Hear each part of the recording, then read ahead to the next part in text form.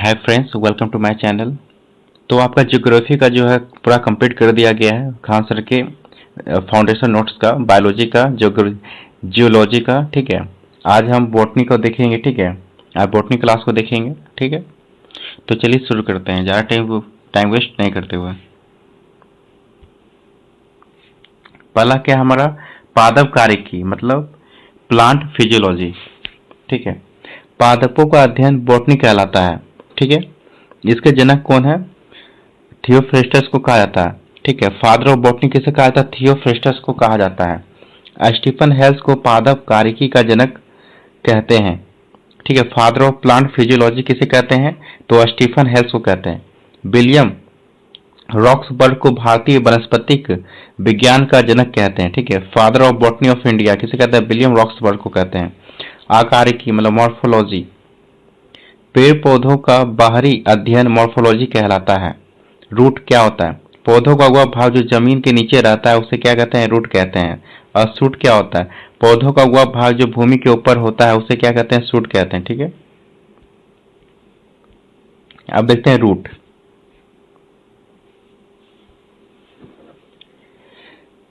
यह पेड़ पौधों के भूमि के नीचे वाला भाग होता है। इसका विकास रेडिकल मतलब मूलांकुर से होता है। इसमें क्लोरोफिल नहीं पाया जाता है, जिस कारण यह हरा नहीं होता है जड़। ठीक है, यह निगेटिव फोटोट्रॉफ होता है जबकि पॉजिटिव जियोट्रॉफ होता है।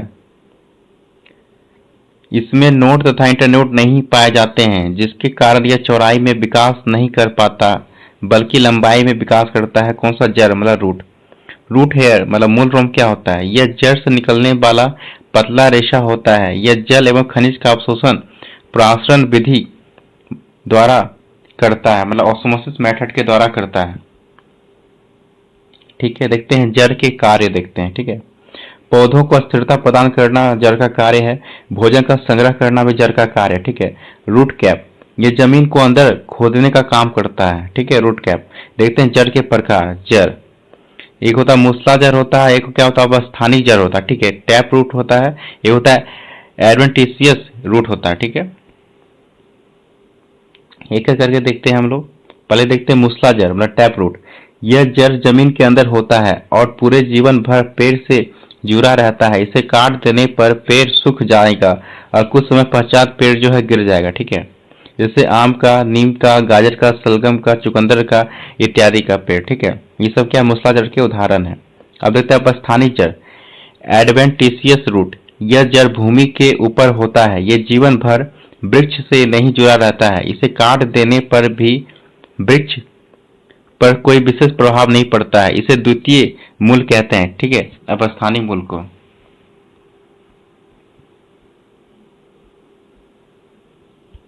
अब देखते हैं दहल, जैसे अपस्थानिक रूट का एग्जांपल देखिए, दहलिया, गन्ना, बांस, पीपल, बरगद, मक्का, रबर इत्यादि। ठीक है, अब देखते हैं स्तंभ मूल मतलब प्रोप रूट। वैसा अपस्थली जड़ जो बिल्कुल सीधा रहता है उसे स्तंभ मूल कहते हैं। जैसे पीपल, बरगद, रबर का। ठीक है, अब देखते हैं अपस्तंभ।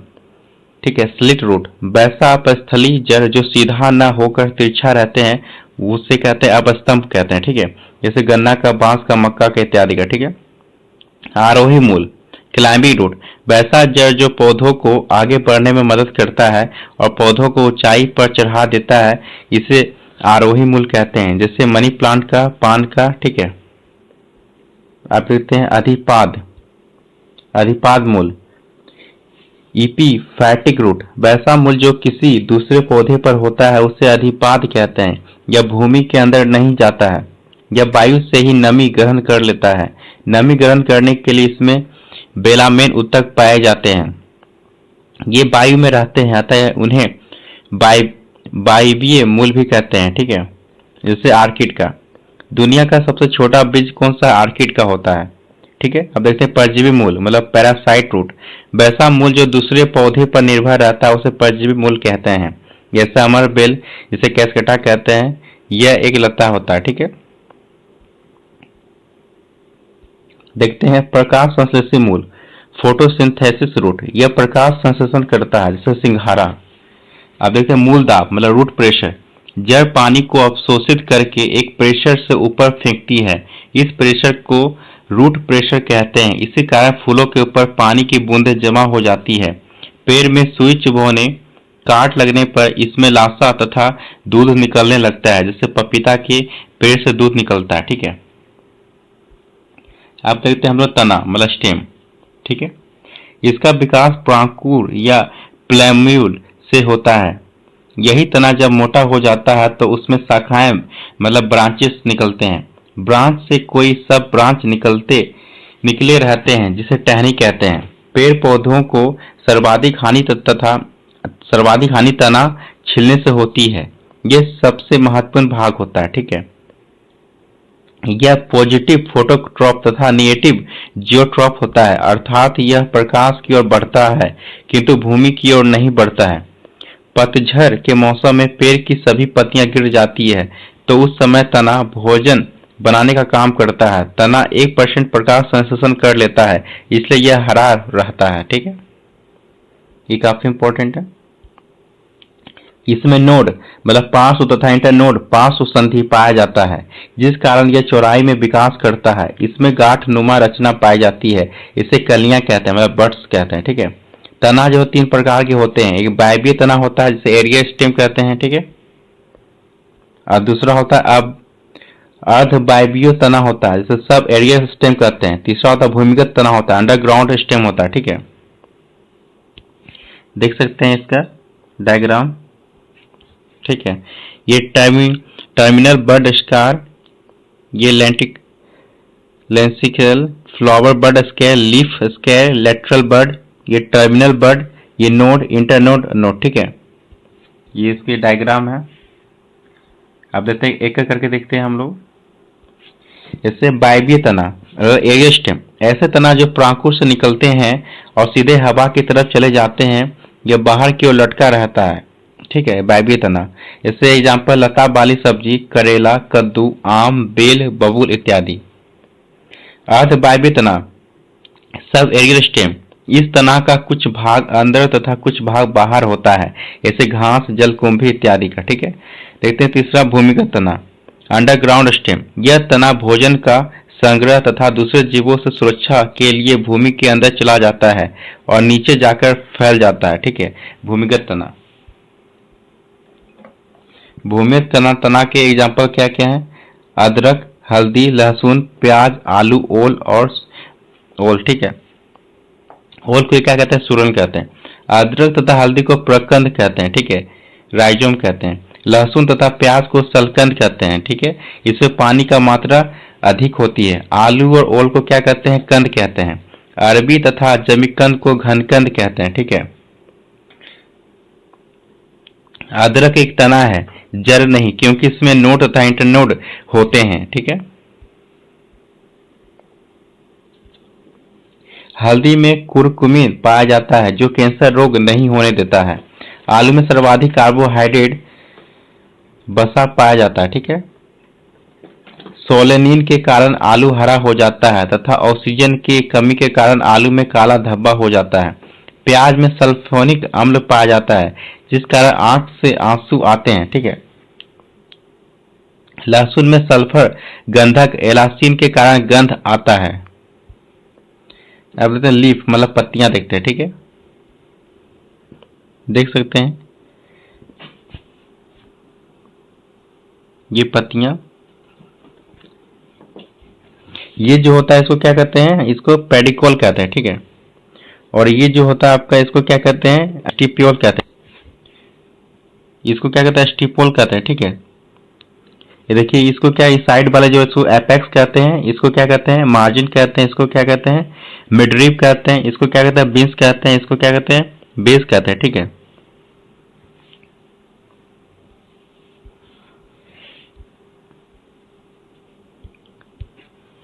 यह पेड़ पौधों का क्षैतिज मतलब लेटरल विकास को दर्शाता है। यह शोषण, प्रकाश संश्लेषण, वाष्पोत्सर्जन तथा गैसों के विनिमय का कार्य करता है। ठीक है, विनिमय का कार्य करता है। क्लोरोफिल के कारण पत्तियों का रंग हरा हो जाता है। पत्तियों में स्टार्च मतलब मंड की जांच के लिए आयोडीन अभिकर्मक का प्रयोग किया जाता है तथा आयोडीन का प्रयोग किया जाता है। ठीक है,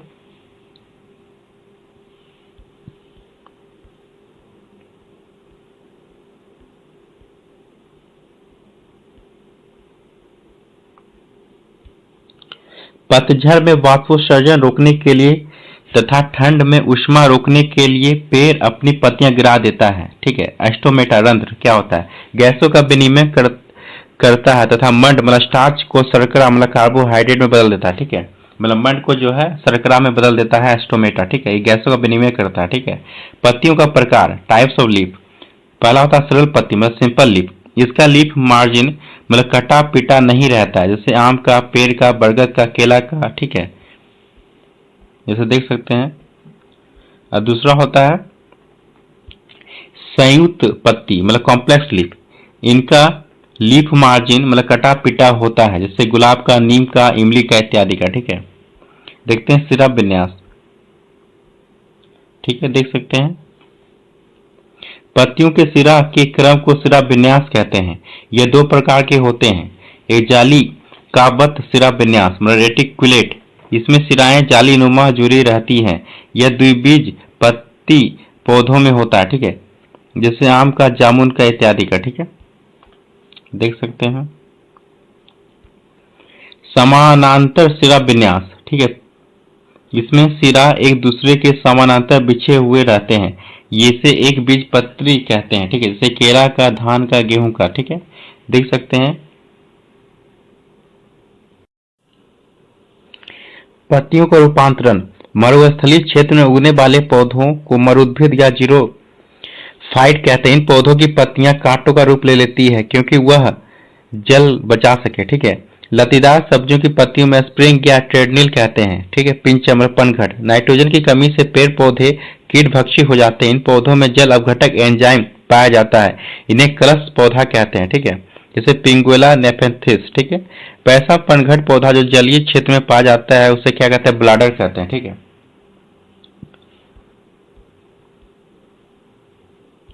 अब देखते हैं फूल मतलब फ्लावर देखते हैं। ठीक है, फूलों का अध्ययन एंथोलॉजी कहलाता है। यह पुष्प प्रजनन में सहायक होते हैं। फूल का मुख्य काम फल का निर्माण करना है। फूलों का उत्पाद फ्लोरिकल्चर कहलाता है। ठीक है, पुष्प के चार भाग होते हैं, बाह्य दलपुंज, पुमंग और जायांग। ठीक है,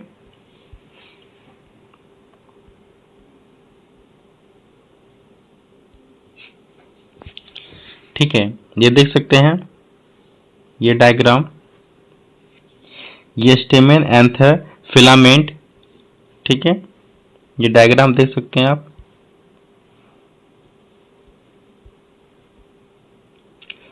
देखते हैं जायांग। यह पुष्प का मादा जननांग होता है मतलब फीमेल रिप्रोडक्शन ऑर्गन होता है। इसमें अंडाशय, ओवरी मतलब वर्तिका मतलब स्टाइल तथा वर्तिकाग्र मतलब स्टिग्मा पाया जाता है। ठीक है, देख सकते हैं।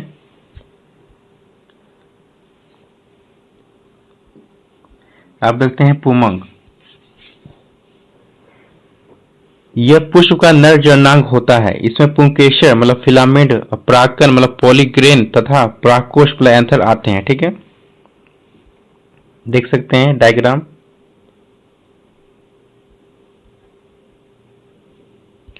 बाह्य दलपुंज। ठीक है, यह कली को रक्षा देने का कार्य करता है। इसका रंग हरा होता है। यह प्रकाश संश्लेषण में भी मदद करता है। यह फूल का सबसे बाहरी भाग होता है। इसके इकाई को सिपल कहते हैं। दलपुंज यह रंगीन होता है, कीटों को परागकण के लिए आकर्षित करता है। इसकी इकाई पीटल होता है। रात में खिलने वाले फूलों की दलपुंज सफेद तथा सुगंधित होता है, जैसे रात रानी, चमेली इत्यादि।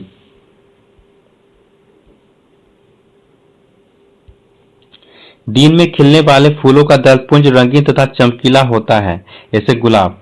पुष्पासन। पुष्प का समस्त भाग पुष्पासन पर अवस्थित रहता है। परागकोश मतलब एंथर, इसके अंदर परागकण भरे होते हैं। परागकण निषेचन में सबसे महत्वपूर्ण भूमिका निभाते हैं।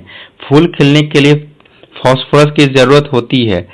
कूलर का फूल कभी खिलता नहीं है। ठीक है, परागन पॉलिनेशन। परागकोश से परागकण का वर्तिकाग्र तक पहुंचना परागन कहलाता है। स्वपरागन सेल्फ पॉलिनेशन। उसी फूल स्वयं से परागन हो तो क्या कहते हैं?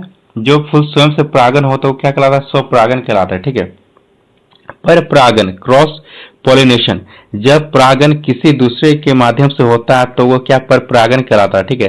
क्रॉस पॉलिनेशन कहलाता है। परागण जितना दूर से होगा फल उतना ही अच्छा होगा। स्वपरागण से अच्छा परागण होता है, ठीक है। परागण वर्तिकाग्र तक संपन्न हो जाता है। परागण वर्तिकाग्र तक संपन्न हो जाता है, ठीक है। परागण के विभिन्न विधियां हैं, मेथड्स ऑफ पॉलिनेशन, जैसे कीट के द्वारा परागण, वायु द्वारा परागण, जल द्वारा परागण, ऋतु द्वारा परागण, चमगादड़ द्वारा परागण, ठीक है।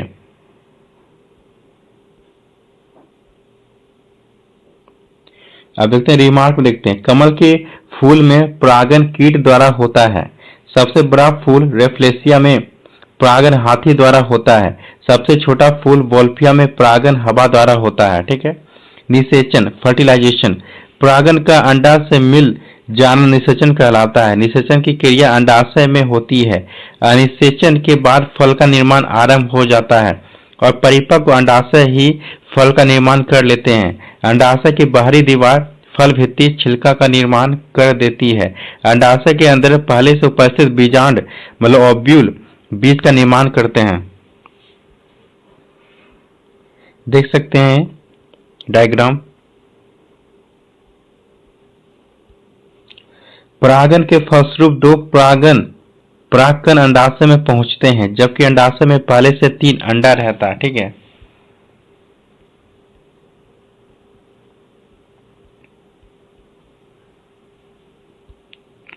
एक परागण एक अंडा में क्रिया कर युग्मनज मतलब जायगोट बना लेता है और यही युग्मनज मतलब भ्रूण एम्ब्रियो का निर्माण करते हैं और भ्रूण ही फल बन जाता है। अंडाशय में बचा हुआ 2 अंडा एक परागण से मिलकर भ्रूण कोश मतलब एंडोस्पर्म का निर्माण कर लेते हैं। यह भ्रूण कोश भ्रूण को भोजन देने का कार्य करता है। निषेचन की क्रिया के बाद फूल के सभी बाहरी अवयव झड़ कर गिरने लगते हैं। परागण को नर युग्मक मतलब मेल जीमेट तथा अंडा को मादा युग्मक मतलब फीमेल गैमेट कहते हैं। गैमेट अगुणित होता है अर्थात इसे हैप्लॉइड कहते हैं। युग्मनज मतलब जायगोट तथा भ्रूण मतलब एम्ब्रियो ये दोनों ही द्विगुणित मतलब डाइप्लोड होते हैं। भ्रूण कोश मतलब एंडोस्पर्म त्रिगुणित ट्राइपोड या 3N होते हैं, ठीक है। अब देखते हैं फल मतलब फ्रूट्स। फल, परिपक्व अंडाशय फल का निर्माण कर लेता है। फलों का अध्ययन कार्पोलॉजी या पोमोलॉजी कहलाता है। निषेचन के आधार पर फलों का प्रकार, एक सत्य फल ट्रू फ्रूट्स, असत्य फल फॉल्स फ्रूट, अनिषेच फल मतलब पार्थिनियोकार्पिक फ्रूट, ठीक है। देखते हैं सत्य फल मतलब ट्रू फ्रूट। वैसा फल जिसका निषेचन अंडाशय में होता है उसे क्या कहते हैं, सत्य फल कहते हैं, ठीक है। जैसे आम का, लीची का, जामुन का, ठीक है। असत्य फल, वैसा फल जिसका निषेचन अंडाशय में न होकर थैलेमस में होता है उसे असत्य फल कहते हैं, जैसे सेब का, नाशपाती का, ठीक है। इन फलों को कूट फल या आभासी फल भी कहते हैं, ठीक है। देखते हैं तीसरा अनिषेच फल, वैसा फल जिसमें निषेचन न हो परागण से ही फल बन जाए उसे क्या कहता है, निषेच फल कहते हैं, जैसे अंगूर का, केला का, ठीक है। आप देखते हैं निर्माण के आधार पर फलों का प्रकार। साधारण या सरल फल क्या होता है, सिंपल फ्रूट क्या होता है, जब एक फूल में एक फल का निर्माण होता है तो उसे साधारण फल कहते हैं, जैसे आम का, जामुन का, बादाम का, धान का, गेहूं का, ठीक है। समूह या संयुक्त फल, जब एक ही फूल से कई फल बन जाते हैं किंतु वे आपस में जुड़े रहते हैं तो उसे समूह या उस समूह को क्या कहते हैं, संयुक्त फल कहते हैं, जैसे रसबरी शरीफा का, स्ट्रॉबेरी का, मदार का मतलब जिसे धातुरा कहते हैं, ठीक है। इसके अब देखते हैं संग्रथित फल, ठीक है, मल्टीपल फ्रूट, जब कभी फल के निर्माण में बाह्य दल पुंज, पुष्पासन, अंडाशय सभी भाग लेते हैं तो उसे क्या कहते हैं, संग्रथित फल कहते हैं, जैसे कटहल का, अनानास का, शहतूत का, गुलर का इत्यादि का, ठीक है।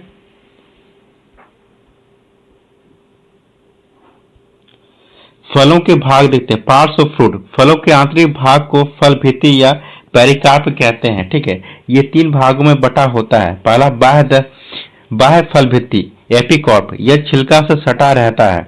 दूसरा होता है मध्य फल भित्ति मीजोकॉर्प, यह फलों के सबसे बीच का भाग होता है। यह फलों के सर्वाधिक क्षेत्र पर होता है। ठीक है,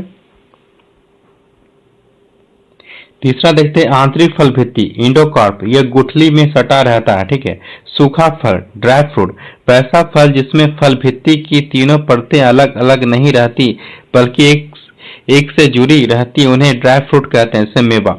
ठीक है, मांसल फल, वैसा फल जिसमें फल भित्ति की तीनों परतें अलग अलग स्पष्ट दिखती हों, मांसल फल कहलाता है। ठीक है, मांसल फल के उदाहरण क्या है, जैसे आम का, जामुन का। ठीक है, मांसल फलों को कई भागों में बांटते हैं, जैसे आष्ठिल, ब्लड ड्रम, वैसा फल जिसका मध्य फल भित्ति बहुत बड़ा हो अर्थात फल का बीज हो। ठीक है, जैसे आम का, जामुन का, बैर का इत्यादि का। ठीक है, देखते हैं बीज सीड्स। बीज पौधे की अगली पीढ़ी के लिए बीज का होना आवश्यक है। बीज का निर्माण बीजांड से होता है। बीज को रक्षा देने का कार्य फल करता है। बीज में छोटा छिद्र पाया जाता है जिसे माइक्रोपाइल कहते हैं। ठीक है, इसी के माध्यम से बीज के अंदर पानी जाता है। बीज का बाहरी भाग टेस्टा कहलाता है तथा आंतरिक भाग जो है टिग्मा कहलाता है। ठीक है, बीज दो प्रकार के होते हैं। ठीक है, पहला एक बीज पत्री, दूसरा होता है द्विबीजपत्री। ठीक है, एक बीज पत्री, इनके बीज को खोलने पर एक ही अंश का पार्ट निकलता है। इनकी पत्तियों का सिरा विन्यास समांतर होता है तथा इनकी पत्तियां लंबी होती है, जैसे धान का, गेहूं का, केला का, मक्का का। ठीक है, द्विबीजपत्री, इनके बीज को खोलने पर दो बराबर भागों में बट जाते हैं। इनका सिरा विन्यास जलिकावट होता है तथा पत्तियां छोटी होती है, जैसे चना का, आम का, जामुन का। ठीक है,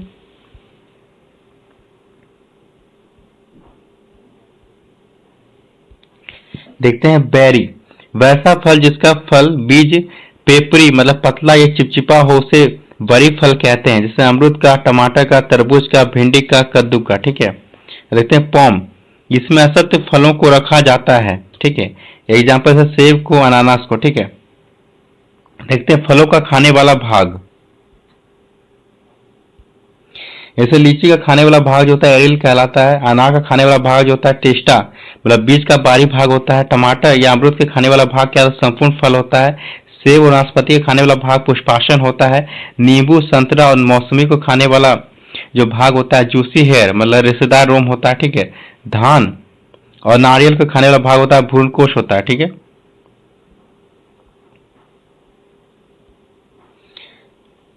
आम और तरबूज के खाने वाला भाग होता है मध्य फल भित्ति होता है। अनानास और कटहल के खाने वाला भाग होता है पुष्पक्रम होता है। फूलगोभी के खाने वाला भाग होता है पुष्पक्रम होता है। ठीक है, आप देखते हैं बीज अंकुरन मतलब जर्मिनेशन। अंकुरन क्या होता है? बीजों को निष्क्रिय अवस्था से सक्रिय अवस्था में आने की क्रिया को अंकुरन कहते हैं। अंकुरन के लिए जिबरेलिन हार्मोन आवश्यक है।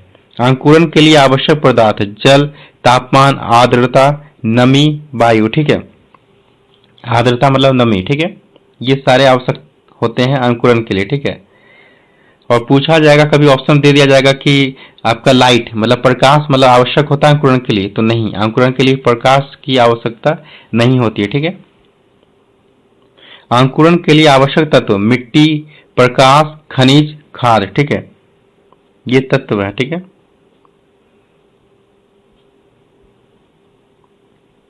नोट में देखते हैं बैगन, टमाटर, मिर्चा को अंकुरन के लिए सूर्य के प्रकाश की आवश्यकता होती है। ठीक है, ये याद रखिएगा बैगन। अब बोटनी का दूसरा चैप्टर देखते हैं पोषण मतलब न्यूट्रिएंट्स देखते हैं। ठीक है, बोटनी का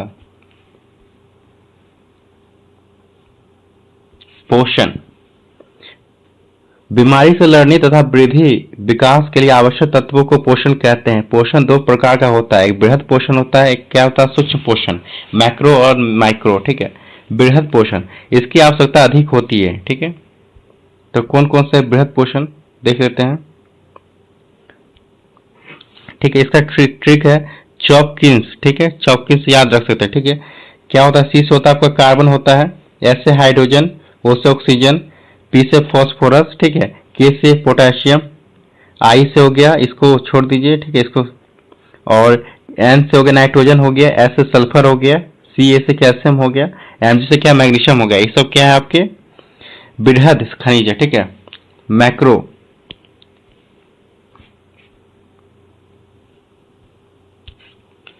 पौधों को सर्वाधिक मात्रा में कार्बन की आवश्यकता होती है, ठीक है।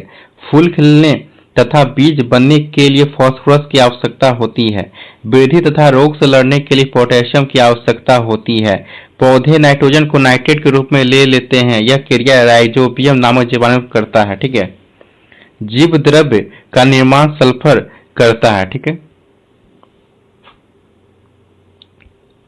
डीएनए तथा आरएनए में कैल्शियम पाया जाता है। क्लोरोफिल में मैग्नीशियम पाया जाता है। पौधों को आयोडीन की आवश्यकता नहीं होती है। नारियल के पौधे को आयोडीन की आवश्यकता होती है, ठीक है। अब देखते हैं सूक्ष्म, इसकी बहुत ही कम मात्रा की आवश्यकता होती है, ठीक है। इसका ट्रिक देखते हैं सूक्ष्म खनिज का। मन को जीत कल मत बोल फनी, ठीक है।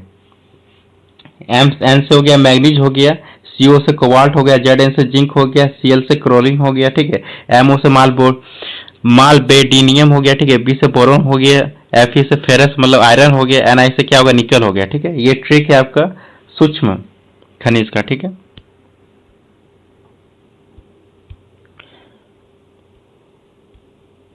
लंबाई वृद्धि के लिए जिंक की आवश्यकता होती है। लोहा का प्रयोग खाद्य के रूप में नहीं कर सकते, ठीक है। अब देखते हैं पादपों का आर्थिक महत्व। सिनकोना के छाल से कुनैन प्राप्त किया जाता है, जिसमें मलेरिया की दवा बनती है। मुलेठी के जड़ से गला साफ करते हैं। ब्राह्मी के पत्ता के प्रयोग करने से स्मरण शक्ति या यादाश्त बढ़ती है, ठीक है। सर्पगंधा के जड़ से सांप काटने तथा हाई बीपी की दवा बनती है, ठीक है। नारियल की फल भित्ति से रस्सी बनती है। कपास की प्राप्ति बीज से होती है, इसे सफेद सोना कहते हैं। जूट मतलब पटसन की प्राप्ति छाल से होती है, इससे बोरा बनता है, इसे सुनहरा रेशा कहते हैं जूट को, ठीक है। लौंग की प्राप्ति पुष्पकली से होती है। हींग की प्राप्ति जड़ से होती है। दालचीनी की प्राप्ति छाल से होती है। अफीम, चरस, कोकीन, हशीश मतलब भांग, हीरोइन, ब्राउन शुगर, गांजा, मैरिजुआना, ये सभी मादक पदार्थ हैं, ठीक है। ये सभी क्या है मादक पदार्थ है। इसकी प्राप्ति जो था पत्ती से होती है, ठीक है, याद रखिएगा। कॉफी की प्राप्ति बीज से होती है, इसमें कैफीन क्षार पाया जाता है। चाय की प्राप्ति पत्ती से होती है, इसमें टैनिन तथा थीन क्षार पाया जाता है, ठीक है। भांग, तंबाकू, गांजा की प्राप्ति पत्तियों से होती है, इनमें निकोटीन पाया जाता है। गुलाब के तना से नए किस्म या नया पौधा को उगाना बडिंग कहलाता है, ठीक है। आप देखते हैं तीसरा चैप्टर देखते हैं हम लोग, पादप कुल या पादप रोग और पादप हार्मोन, ठीक है। बॉटनी का तीसरा चैप्टर देखते हैं हम लोग। पादप कुल मतलब प्लांट फैमिली, कुकुरबिटेसी, इसमें लत्तीदार सब्जी या पौधे को रखते हैं, जैसे नेनुआ, करेला, कद्दू, ठीक है। अब देखते हैं रूटेसी, इसमें नींबू कुल के खट्टे फलों को रखते हैं, ठीक है, जैसे नींबू, संतरा, मौसमी, ठीक है, रूटेसी में। अब मालवेसी कुल में रखते हैं, इसमें लाशा युक्त फल वाले पौधों को रखते हैं, जैसे भिंडी, कपास, अरहुल, बेल, ठीक है।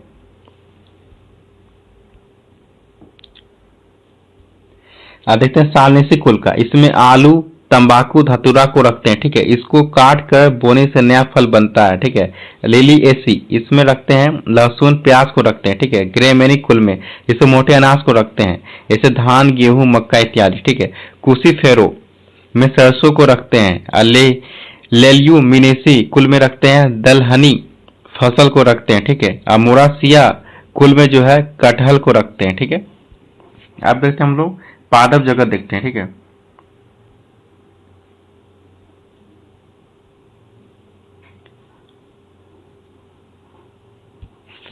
हम लोग देखते हैं पादप जगत, ठीक है।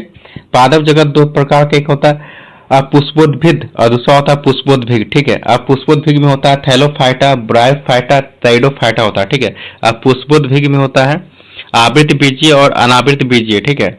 और थैलोफाइटा में होता है आपका कवक होता है, शैवाल होता है, लाइकेन होता है, जीवाणु होता है, ठीक है, थैलोफाइटा में, ठीक है। और आवृत बीजी दो प्रकार का होता है, एक बीज पत्री होता है, दूसरा होता है द्विबीज पत्री होता है, ठीक है। ये चार्ट आप याद रखिए, काफी इंपॉर्टेंट है, ठीक है। आप देखते हैं, एक करके देखते हैं हम लोग। अपुष्पोद्भिद भिद क्रिप्टोगेमी, इन पौधों में कभी भी फल फूल नहीं उगता है। ये छोटे आकार के पौधे होते हैं। इन्हें 3 भागों में बांटते हैं, ठीक है। पहला थैलोफाइटा, यह पादप जगत के सबसे बड़ा समूह है, ठीक है, थैलोफाइटा। इसमें जड़, तना तथा पत्ती का विभाजन नहीं दिखता है। इनका शरीर सूखा फूला हुआ होता है। इसे 4 भाग में बांटते हैं, ठीक है। पहला कवक मतलब फंगी, कवक का अध्ययन माइकोलॉजी कहलाता है। यह आर्द्रता मतलब नमी वाले क्षेत्र में उगते हैं जहां प्रकाश कम रहता है, ठीक है। कवक में इसमें क्लोरोफिल नहीं पाया जाता है, जिस कारण ये हरा नहीं होते और भोजन नहीं बना पाते, ठीक है। ये भोजन के लिए सड़े गले चीजों पर निर्भर रहते हैं, अतः इन्हें मृतोपजीवी कहते हैं कवक को, ठीक है। कवक कई प्रकार के होते हैं, जैसे मशरूम, पेनिसिलियम, ईस्ट, ठीक है। सभी जीवों में सर्वाधिक प्रोटीन मशरूम में 80% पाया जाता है। विश्व का पहला एंटीबायोटिक पेनिसिलिन है, जिसे अलेक्जेंडर फ्लेमी ने पेनिसिलियम नामक कवक को निकाला था। ईस्ट का प्रयोग बेकरी मतलब बिस्कुट उद्योग में करते हैं, ठीक है। ईस्ट किण्वन की क्रिया करता है, ठीक है। फर्मेंटेशन की क्रिया करता है ईस्ट, ठीक है। किण्वन मतलब फर्मेंटेशन। जटिल कार्बनिक यौगिकों को सरल कार्बनिक यौग पदार्थ में अपघटित मतलब तोड़ना किण्वन कहलाता है। शर्करा के किण्वन में ईस्ट मतलब खमीर का प्रयोग किया जाता है, ठीक है। देख सकते हैं C12H22O11 H2O से ईस्ट से करते हैं तो C6H12O6 H12O6 प्लस C6, ठीक है।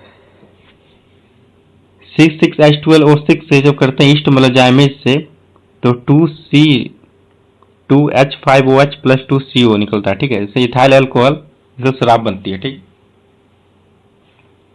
इनवर्टेज मतलब एंजाइम शर्करा को ग्लूकोज तथा फ्रुक्टोज में तोड़ देता है, ठीक है।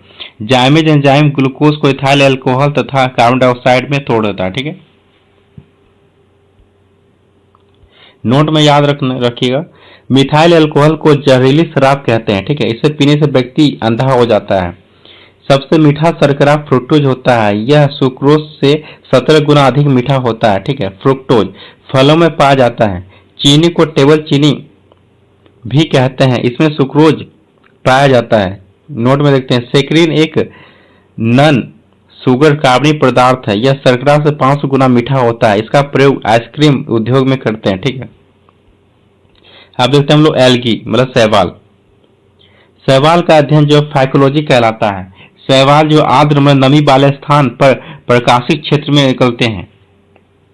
इनमें क्लोरोफिल पाया जाता है, जिस कारण इनका रंग हरा होता है और ये भोजन बना सकते हैं, अतः यह स्वपोषी होते हैं। शैवाल भोजन को मंड मतलब स्टार्च के रूप में ग्रहण करते हैं। शैवालों का हरा रंग अल्फा फाइको एरिथ्रियम के कारण होता है। शैवालों का भूरा रंग अल्फा फाइको जेंथियम के कारण होता है। लाल सागर का लाल रंग ट्राइकोडेस्मियम एटिथ्रियम के कारण होता है, ठीक है। प्रोटोडर्मा नामक शैवाल कछुओं के शरीर पर उगता है। सारगेसो नामक शैवाल 200 मीटर लंबा होता है। भूरे शैवाल का प्रयोग चारा के रूप में करते हैं। नील हरित शैवाल धान के खेत में नाइट्रोजन स्थिरीकरण का काम करता है। लेमिनेरिया नामक शैवाल से समुद्री आयोडीन प्राप्त करते हैं। कोलोरेला नामक शैवाल को अंतरिक्ष यात्री अपने यान में ले जाते हैं। इससे उन्हें प्रोटीन युक्त भोजन तथा ऑक्सीजन मिलता रहता है, ठीक है। आप देखते हैं लाइकेन, जिसे शैवाल एवं कवक के बीच की कड़ी कहते हैं लाइकेन को। लाइकेन मूल रूप से नीला होता है, किंतु जब प्रदूषण बढ़ता है और सल्फर डाइऑक्साइड की मात्रा बढ़ जाती है तो लाइकेन का रंग नीला से सफेद हो जाता है। अतः लाइकेन वायु प्रदूषण का क्या सूचक है, ठीक है।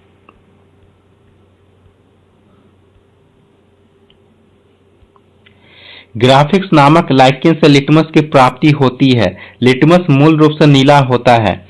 जब नीले लिटमस पेपर पर अम्ल डालते हैं तो वो अम्ल हो जाता है, ठीक है। तो वो लाल हो जाता है, ठीक है। जब लाल लिटमस पेपर पर क्षार डालते हैं तो वह नीला हो जाता है। आर्चिल नामक लाइकेन से नीला रंग बनाया जाता है। परमिलिया नामक लाइकेन से मिर्गी की दवा बनती है। इंडोकार नामक लाइकेन का प्रयोग जापान के लोग सब्जी के रूप में करते हैं।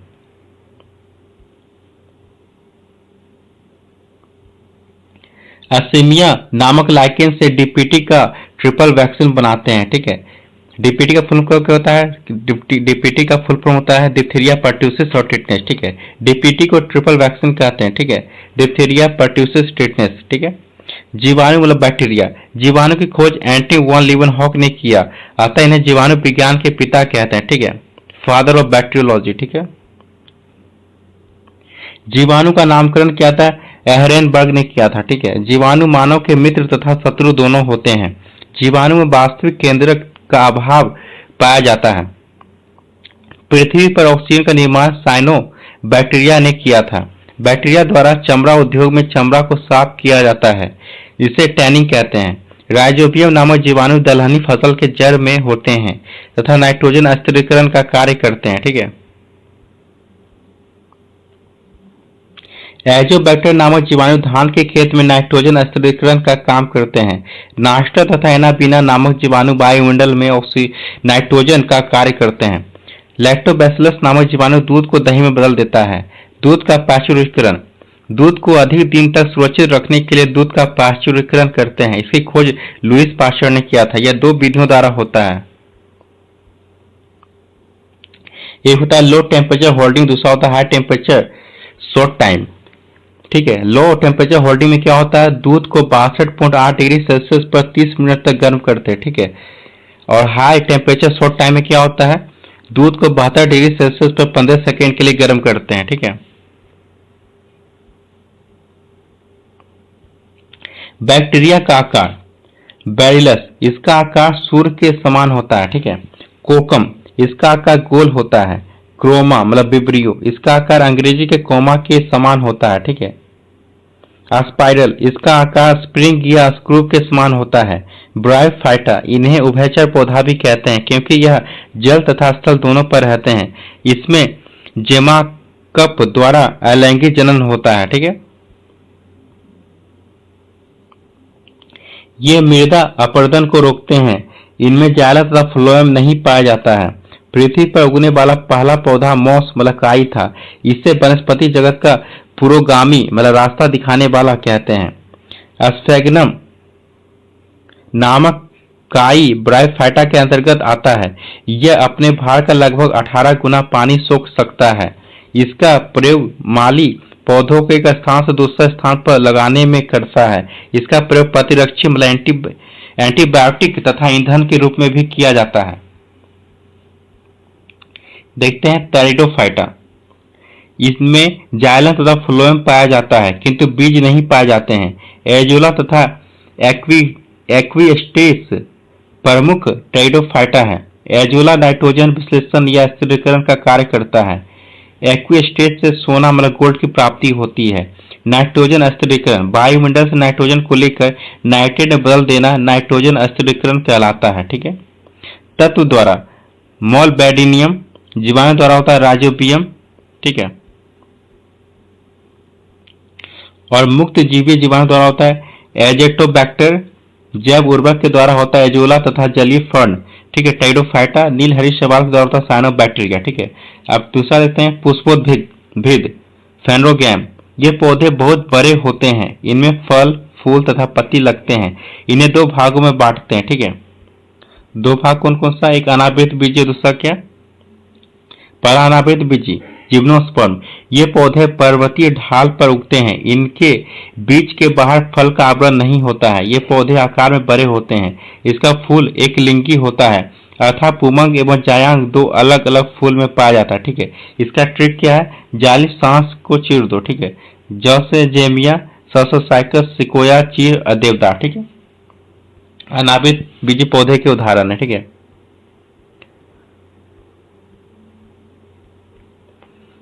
अब देखते एक एक करके जेमिया, ये सबसे छोटा अनावृत बीजी पौधा है।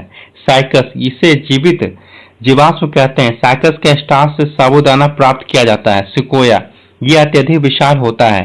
चीर, चीड़ को जंगल का आतंक कहते हैं क्योंकि इसमें आग सबसे तेजी से पकड़ते हैं। चीड़ के पौधे से ताड़पत्री का तेल प्राप्त करते हैं जिससे पेट में मिलाया जाता है, ठीक है, जिससे पेट में मिलाया जाता है। चीड़ के पौधे से ही चिलगोजा की प्राप्ति होती है जिसे ड्राई फ्रूट या मेवा कहते हैं। आवृत बीजी मतलब एंजियोस्पर्म, इनके बीज के बाहर फल के आवरण पाया जाता है। ये दो प्रकार के होते हैं, ठीक है। एक बीज पत्री मतलब मोनोकोट, इनके बीच में केवल एक पत्र होते हैं, अर्थात इनके बीज को दो बराबर भागों में सरलता से नहीं बांट सकते हैं। इनकी पत्तियां समानांतर होती है, जैसे धान का, केला का, गेहूं का, ठीक है। दूसरा है द्विबीजपत्री मतलब डाइकोट, इनके बीज में दो पत्र पाए जाते हैं, अर्थात इनका बीज दो बराबर भागों में सरलता से बट जाते हैं। इनकी पत्तियां जालिकावट होती हैं, आम का, जामुन का, मूंगफली का, चना का इत्यादि का, ठीक है। अब देखते हैं पादप रोग, प्लांट डिजीज।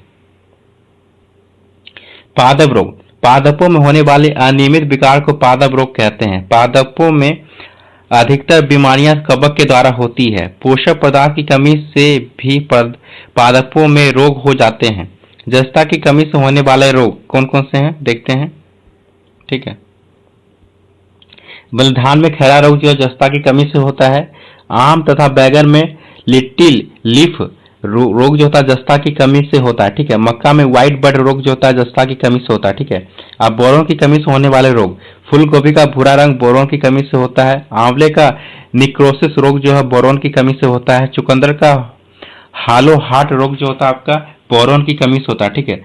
और तांबा, नींबू का काला पड़ जाना जो होता है तांबा की कमी से होता है, ठीक है। मैग्नीज की कमी से जो होता है सलजम में वाटर कॉर तथा मटर में मांस रोग होता है मैग्नीज की कमी से, ठीक है। ऑक्सीजन की कमी से जो होता है आलू का ब्लैक हार्ट रोग होता है। पोटेशियम की कमी से जो होता है लीची की पत्ती का जल जाना होता है, ठीक है। कैल्शियम की कमी से जो होता है गाजर में कोटट स्पॉट होता है, ठीक है।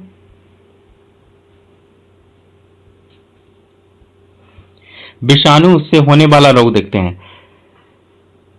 हरी मानहीनता या रंग परिवर्तन यह वायरस द्वारा होता है। इसमें पत्तियों का रंग पीला या सफेद पड़ जाता है, ठीक है। देखते हैं मोजेक रोग, यह वायरस द्वारा होता है। इसमें पत्तियां सिकुड़ कर सड़ जाती है। तंबाकू मोजेक रोग से पत्तियां जल जाती है। अब है बंकी टाइप ऑफ बनाना, इसमें केले का पौधा छोटा हो जाता है। आलू मोजेक, इसमें आलू के पत्तियों पर चितकबरा दाग हो जाता है। अब देखते हैं जीवाणु के द्वारा होने वाला रोग, गेहूं का टुंडू रोग, इसमें पत्तियां पूरी तरह मुरझा जाती है। देखते हैं साइट्रस केकर, इसमें नींबू का रंग बदल जाता है, ठीक है। आलू का सैथिल रोग, सैथिल आलू को खाने से बाल झड़ता है। इसमें आलू का तना मतलब आलू में गोल गोल रिंग बन जाता है। धान का अंगमारी रोग, इसमें धान की पत्ती पर पीला हरा दाग बन जाता है। ब्लैक आर्म ऑफ कॉटन, इसमें कपास की पत्तियां भूरी हो जाती है और कपास का बीज पूरी तरह से खुल नहीं पाता है। अब देखते हैं पादप हार्मोन, ठीक है, प्लांट हार्मोन। पादप हार्मोन ये प्रोटीन के बने होते हैं तथा उत्तेजना पैदा करते हैं। पादप हार्मोन को फोटो हार्मोन भी कहते हैं। पादप हार्मोन दो प्रकार का होता है, ठीक है। एक होता है वृद्धि प्रवर्धक, दूसरा होता है वृद्धि रोधी, ठीक है। तो देखिए वृद्धि प्रवर्धक में कौन सा होता है, ऑक्सिन, जिब्रेलिन, साइटोकाइनिन, टाउमेटोन और क्या फ्लोरिजेंस, ठीक है। और वृद्धि रोधी में क्या होता है, एबिसिसिक अम्ल, ठीक है, और एथिलीन, ठीक है। वृद्धि प्रवर्धक हार्मोन, यह हार्मोन वृद्धि में सहायक है, ठीक है, जैसे ऑक्सिन हार्मोन, ठीक है। इस हार्मोन की खोज सन 1980 ईस्वी में डार्विन ने किया था। यह वृद्धि में सहायक है। यह पौधों के ऊपरी भाग में पाया जाता है। यह पौधे को मोटा होने से रोक देता है, जिस कारण माली पौधों का ऊपरी भाग काट देता है। यह प्रकाशानुवर्तन तथा गुरुत्वाकर्षण के लिए उत्तरदायी है, ठीक है।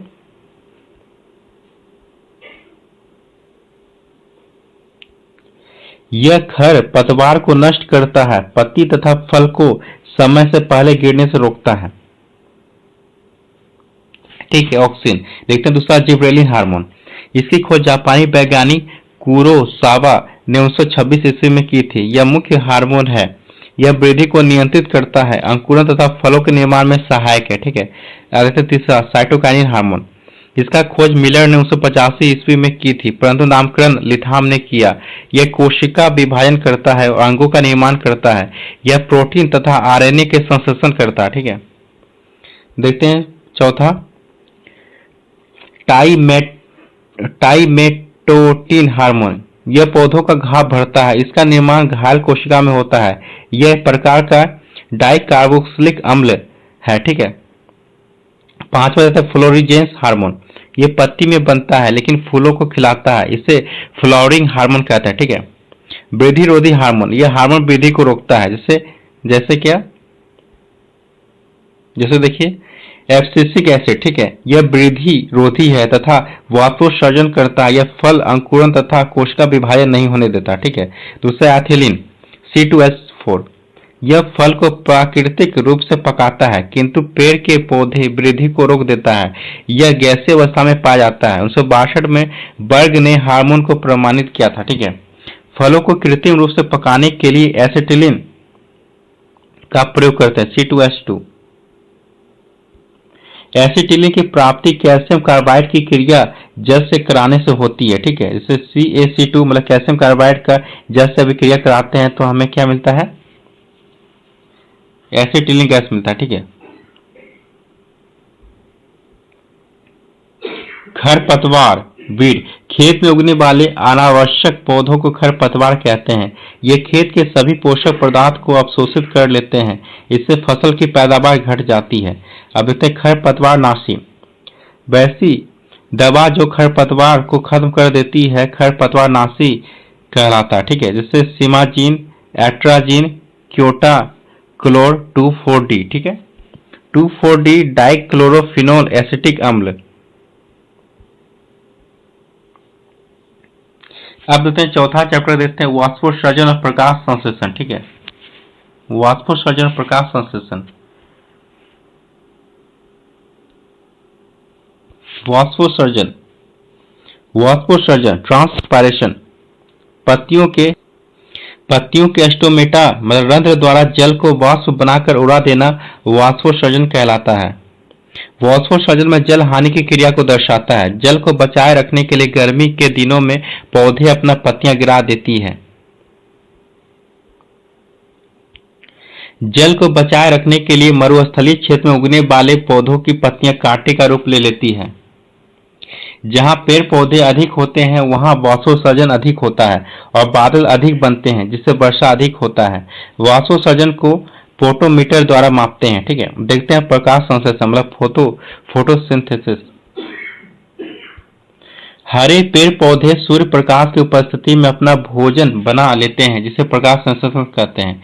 प्रकाश संश्लेषण के द्वारा कार्बोहाइड्रेट बनता है जो कि कार्बनिक होता है। प्रकाश संश्लेषण के लिए क्लोरोफिल, सूर्य का प्रकाश, कार्बन डाइऑक्साइड तथा जल की आवश्यकता होती है। प्रकाश संश्लेषण के लिए फलस्वरूप जल के टूटने से ऑक्सीजन निकलता है। ठीक है। सर्वाधिक प्रकाश संश्लेषण जो है लाल रंग में होता है, फिर नीला रंग में, फिर होता है बैगनी रंग में होता है। ठीक है। शेष रंगों में प्रकाश संश्लेषण नहीं होता है। रात के समय तथा कृत्रिम प्रकाश में प्रकाश संश्लेषण नहीं होता है। ठीक है। प्रकाश संश्लेषण के लिए 1 से 2% प्रकाश की आवश्यकता होता है। कार्बन डाइऑक्साइड तथा ऑक्सीजन का विनिमय स्टोमेटा द्वारा होता है। ठीक है।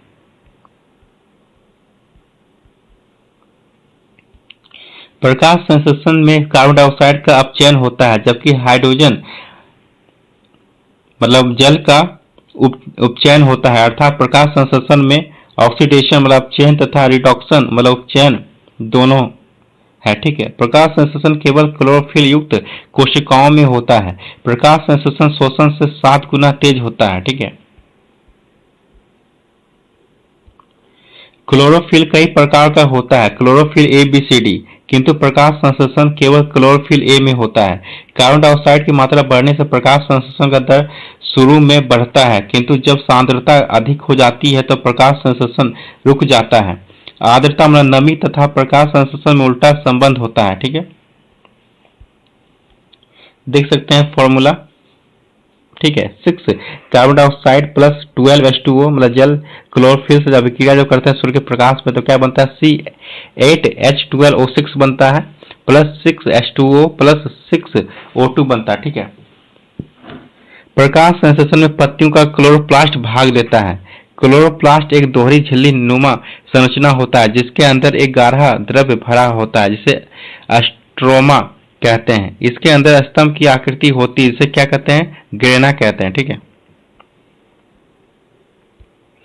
ग्रेना छोटे छोटे प्लेटों से मिलकर बनता है जिसे थैलोफाइटा कहते हैं। थैलोफाइटा के अंदर क्लोरोफिल पाया जाता है और क्लोरोफिल के अंदर मैग्नीशियम पाया जाता है, ठीक है।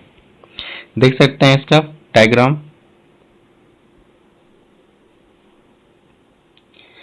देखते हैं प्रकाश संश्लेषण की क्रियाविधि, ठीक है। जैसे हिल रिएक्शन, दूसरा डार्क रिएक्शन, ठीक है। जैसे लाइट रिएक्शन और ब्लैक रिएक्शन, ठीक है। लाइट रिएक्शन इसे वैज्ञानिक हिल ने खोजा था। यह प्रकाश में ही संपन्न होता है। जब सूर्य प्रकाश ग्राना पर पड़ता है तो थैलोफाइटा होते हुए मैग्नीशियम के इलेक्ट्रॉन तक पहुंच जाता है और इलेक्ट्रॉन उत्तेजित हो जाते हैं जिससे कि एटीपी का निर्माण होता है। इसके बाद जल अपघटन होता है और हाइड्रोजन मुक्त होता है और NADP बनता है। यह NADP हाइड्रोजन का ग्राही होता है और NADPH2 बना लेता है। इस प्रकार हिल रिएक्शन पूरा हो जाता है, ठीक है।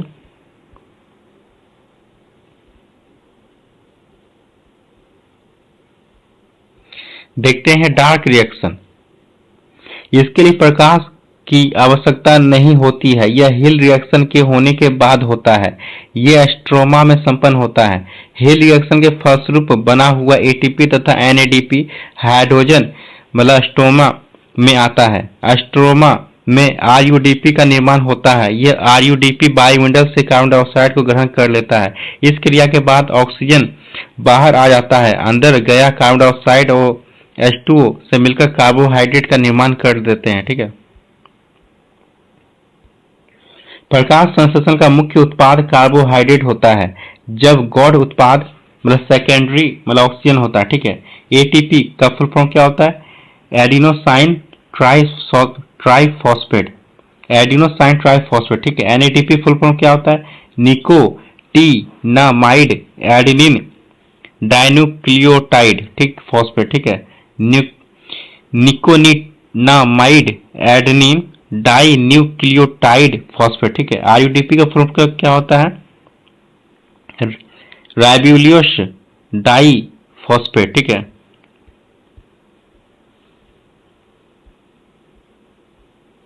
अब देखते हैं 5वां चैप्टर देखते हैं हम लोग, देखते हैं पादप उत्तक, ठीक है।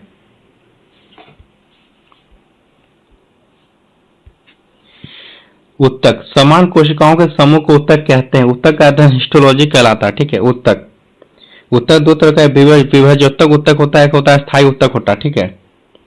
इसको विभाजोत्तक क्या कहते हैं? मेरिस्मेटिक टिश्यू कहते हैं और स्थायी उत्तक क्या कहते हैं? परमानेंट टिश्यू कहते हैं, ठीक है। ठीक है, तो देखिए विभाजोत्तक मतलब कितने प्रकार? 3 प्रकार होता है। शीर्ष विभाजोत्तक, पार्श्व विभाजोत्तक और होता है अंतर्वेशी विभाजोत्तक, ठीक है। और आपका स्थायी उत्तक 2 प्रकार का होता है, सरल स्थायी उत्तक और दूसरा जटिल स्थायी उत्तक होता है, ठीक है। सरल स्थायी उत्तक 3 प्रकार के होते हैं। मृदुतक मतलब पेरेन्काइमा, कोलेनकाइमा और क्या होता है? स्क्लेरेन्काइमा, ठीक है। मृदुतक अस्थायी उत्तक, ठीक है, और स्थूल कोन और दृढ़ कोन, ठीक है। और जटिल मतलब कॉम्प्लेक्स स्थायी उत्तक होता है 2 प्रकार का, जाइलम और क्या होता है? फ्लोएम होता है, ठीक है। ये चार्ट आप याद रखिए, काफी इंपॉर्टेंट है, इससे कई सवाल बनते हैं। विभाजोत्तक मतलब मेरिस्मेटिक टिश्यू, इनमें विभाजन की क्रिया निरंतर चलती रहती है जिस कारण पेड़ पौधे जीवन भर वृद्धि करते हैं। पादप ऊपर या नीचे की ओर विकास करते हैं। बीच का भाग केवल चौड़ा होता है। शीर्ष विभाजोत्तक एपिकल मेरिस्टेम, यह पेड़ पौधों को ऊपर की ओर ले जाता है, ठीक है। पार्श्व विभाजोत्तक लेटरल मेरिस्टेम, यह पेड़ पौधों को चौड़ा करता है, ठीक है। अंतर्वेशी विभाजोत्तक, यह छोटे घास में पाया जाता है। यह सतत न होकर कुछ दूरी पर होता है जिस कारण जानवर जब से खा लेते हैं तो यह पुनः निकल जाता है, ठीक है। अब देखते हैं अस्थायी उत्तक, परमानेंट टिश्यू, इनमें विभाजन की क्षमता समाप्त हो चुकी रहती है, ठीक है। अस्थायी ऊतक में, अस्थायी ऊतक देखिए कौन, मृदुतक ऊतक, इन्हें पौधों का छाल बनता है, ठीक है। और दूसरा स्थूलकोण ऊतक, इससे फल तथा पत्तियों का वृंत बनता है, ठीक है। तीसरा दृढ़ ऊतक, यह बहुत ही कठोर होता है, इससे नारियल, बेल, कसेली इत्यादि का बाहरी खोल बनता है, ठीक है। अब देखते हैं जाइलम, यह तना के अंदर पाया जाता है, इसे दारू भी कहते हैं, ठीक है। यह जल तथा खनिज इत्यादि का अवशोषण करके पत्तियों तक पहुंचाता है, ठीक है। जाइलम मतलब तना पर बने वलय को गिनकर आयु ज्ञात कर सकते हैं, ठीक है। एक वलय 10 वर्ष की आयु के बाद बनता है, वलय को कैम्बियम भी कहते हैं, ठीक है, कैम्बियम भी कहते हैं, ठीक है। फ्लोएम क्या होता है, यह पत्तियों द्वारा पकाए गए भोजन का परिवहन करता है, ठीक है। जाइलम तथा फ्लोएम को संवहनी ऊतक कहते हैं, ठीक है। आप देखते हैं हम लोग आनुवांशिकी, ठीक है, प्लांट जेनेटिक्स।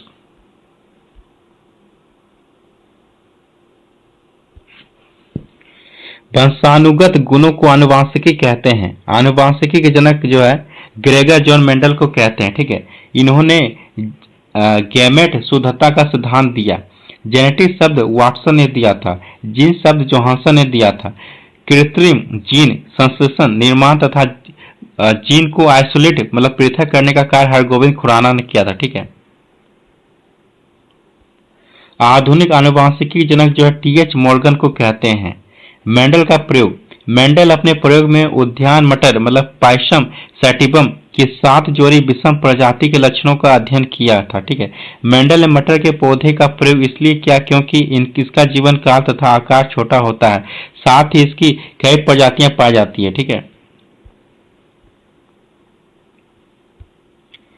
जीनोटाइप, वैसे लक्षण जो बाहर से देखने पर समझ में नहीं आते हैं बल्कि इनके जीन में अंतर होता है, ठीक है, वो जीनोटाइप कहलाता है। अब फिनोटाइप, वैसे लक्षण जिसे बाहर से देखकर समझा जा सके फिनोटाइप कहलाते हैं क्योंकि ये लक्षण शरीर पर दिखते हैं, ठीक है।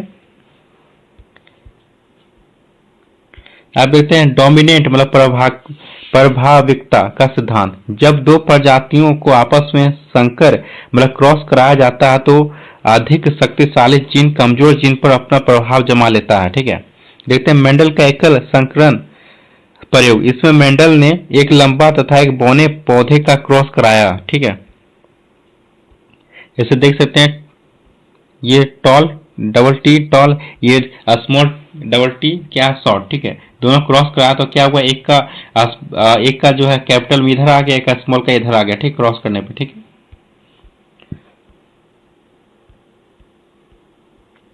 देख सकते हैं इसे टी लंबा था वह शुद्ध, ठीक है, लंबा अशुद्ध, ठीक ठीक है।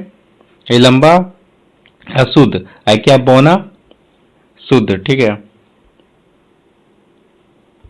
फिनोटाइप जैसे लंबा बौना 3:1, जीनोटाइप शुद्ध लंबा अशुद्ध बौना, ठीक है, 1:2:1, ठीक है। मेंडल का फिनोटाइप प्रभाविकता के सिद्धांत को दर्शाता है। शक्तिशाली जीन अपना 75% प्रभाव को दर्शा देता है।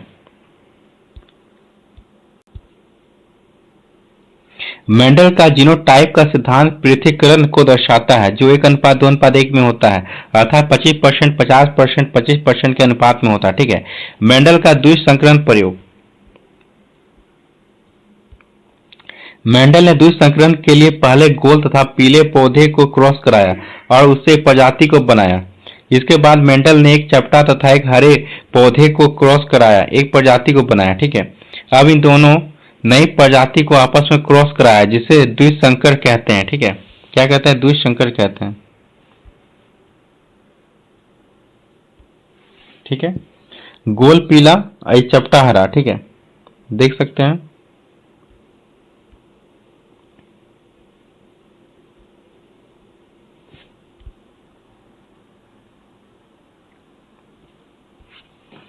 ये देखिए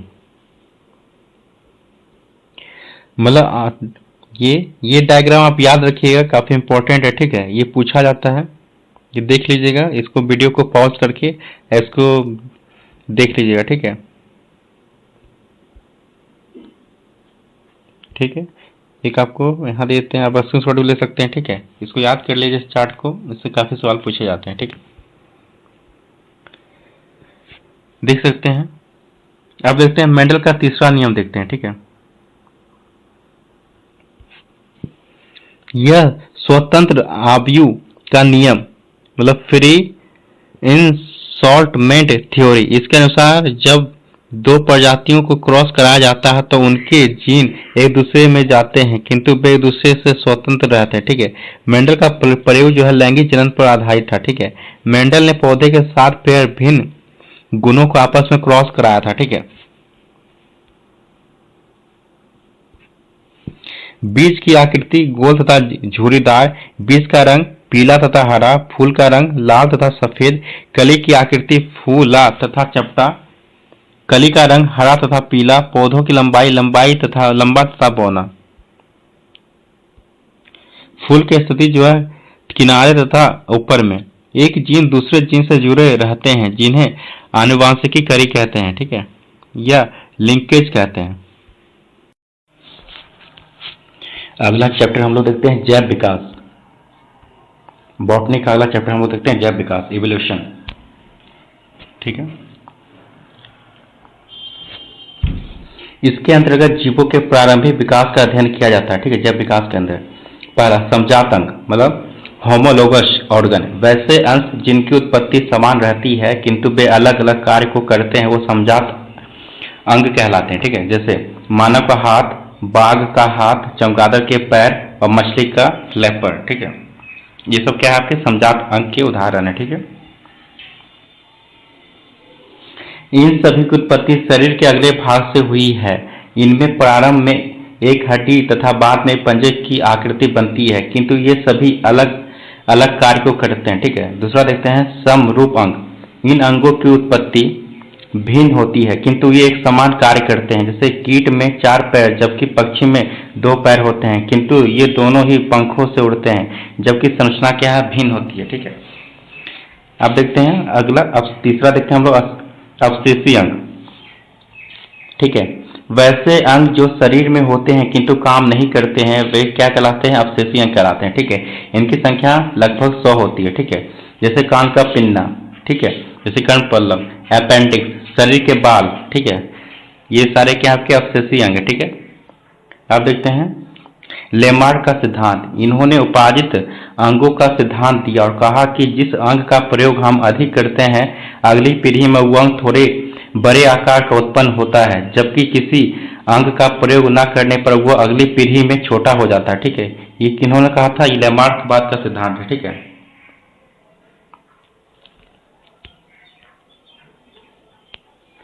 ये फ्रांस के वैज्ञानिक थे लेमार्क, ठीक है। इनकी पुस्तक का नाम क्या है, फिलोसॉफिक जूलॉजिका, ठीक है।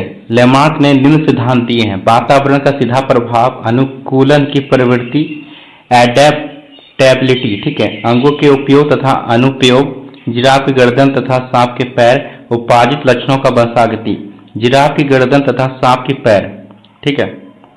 वातावरण का स्वभाव, अनुकूलन, अंग, उपार्जित, ठीक है। अब देखते हैं बीजमैन का सिद्धांत। इन्होंने लेमार्क के सिद्धांत को काट दिया। इन्होंने चूहों की 21 पीढ़ियों के पूंछ को काट दिया।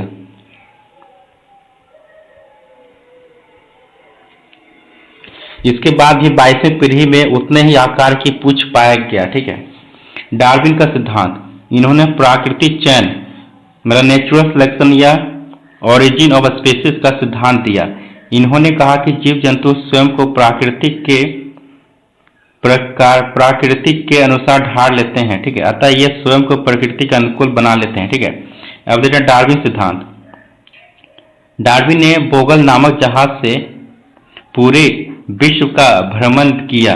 इन्होंने पक्षियों की भाषा का सिद्धांत दिया। इसे क्या कहते हैं, डार्विन फिंच कहते हैं, ठीक है।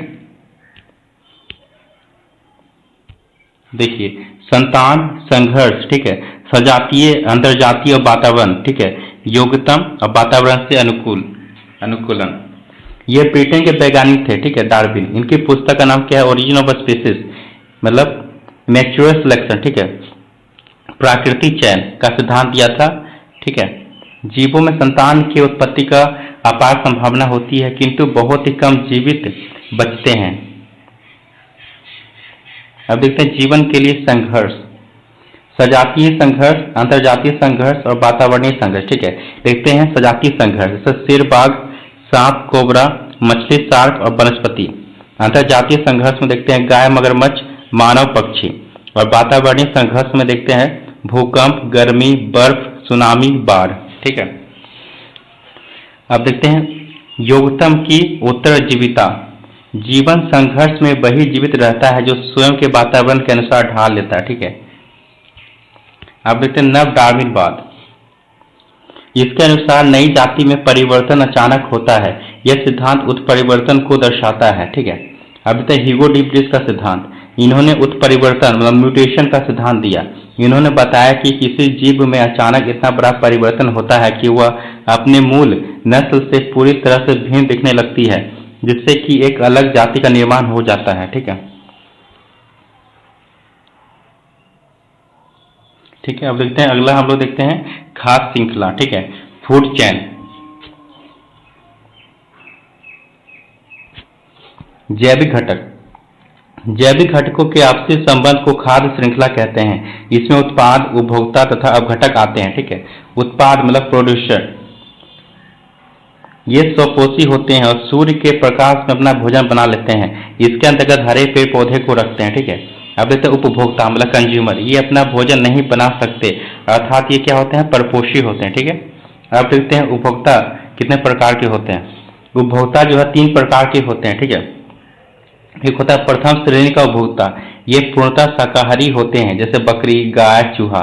ठीक है, दूसरा होता है द्वितीय श्रेणी का उपभोक्ता, ये सर्वाहारी होते हैं, अर्थात ये मांसाहारी तथा शाकाहारी दोनों होते हैं। ठीक है, जैसे मानव, कुत्ता, बिल्ली। ठीक है, तीसरा होता है तृतीय श्रेणी का उपभोक्ता, ये प्रबल मांसाहारी होते हैं जैसे शेर बाघ। ठीक है, अब देखते हैं अपघटक क्या होता है, मतलब डिकम्पोजर क्या होता है। ये उपभोक्ताओं के मृत शरीर को खाते हैं, अर्थात मृतोपजीवी होते हैं। ये पर्यावरण को स्वच्छ रखने में सबसे महत्वपूर्ण भूमिका निभाते हैं, जैसे चील, गिद्ध, कौवा, जीवाणु। ठीक है, देखिए ये फूड चेन है। ठीक है, देख सकते हैं ये मतलब प्रोड्यूसर क्या होता है, घास क्या है आपका प्रोड्यूसर है। ठीक है, ये ग्रास ऊपर घास को खाता है। ठीक है, ये क्या आपका प्राइमरी कंज्यूमर है। ठीक है, और ग्रास ऊपर कौन खाता है, बर्ड खाता है। ठीक है, ये क्या आपका बर्ड क्या आपका सेकेंडरी कंज्यूमर है। ठीक है, और बर्ड को कौन खाता है, स्नेक मतलब सांप खाता है। ये क्या आपका टर्सरी कंज्यूमर है। ठीक है, और सांप को कौन खाता है, उल्लू खाता है। ये क्या आपका एपेक्स प्रीडेटर है। ठीक है, और ये क्या आपका डिकम्पोजर।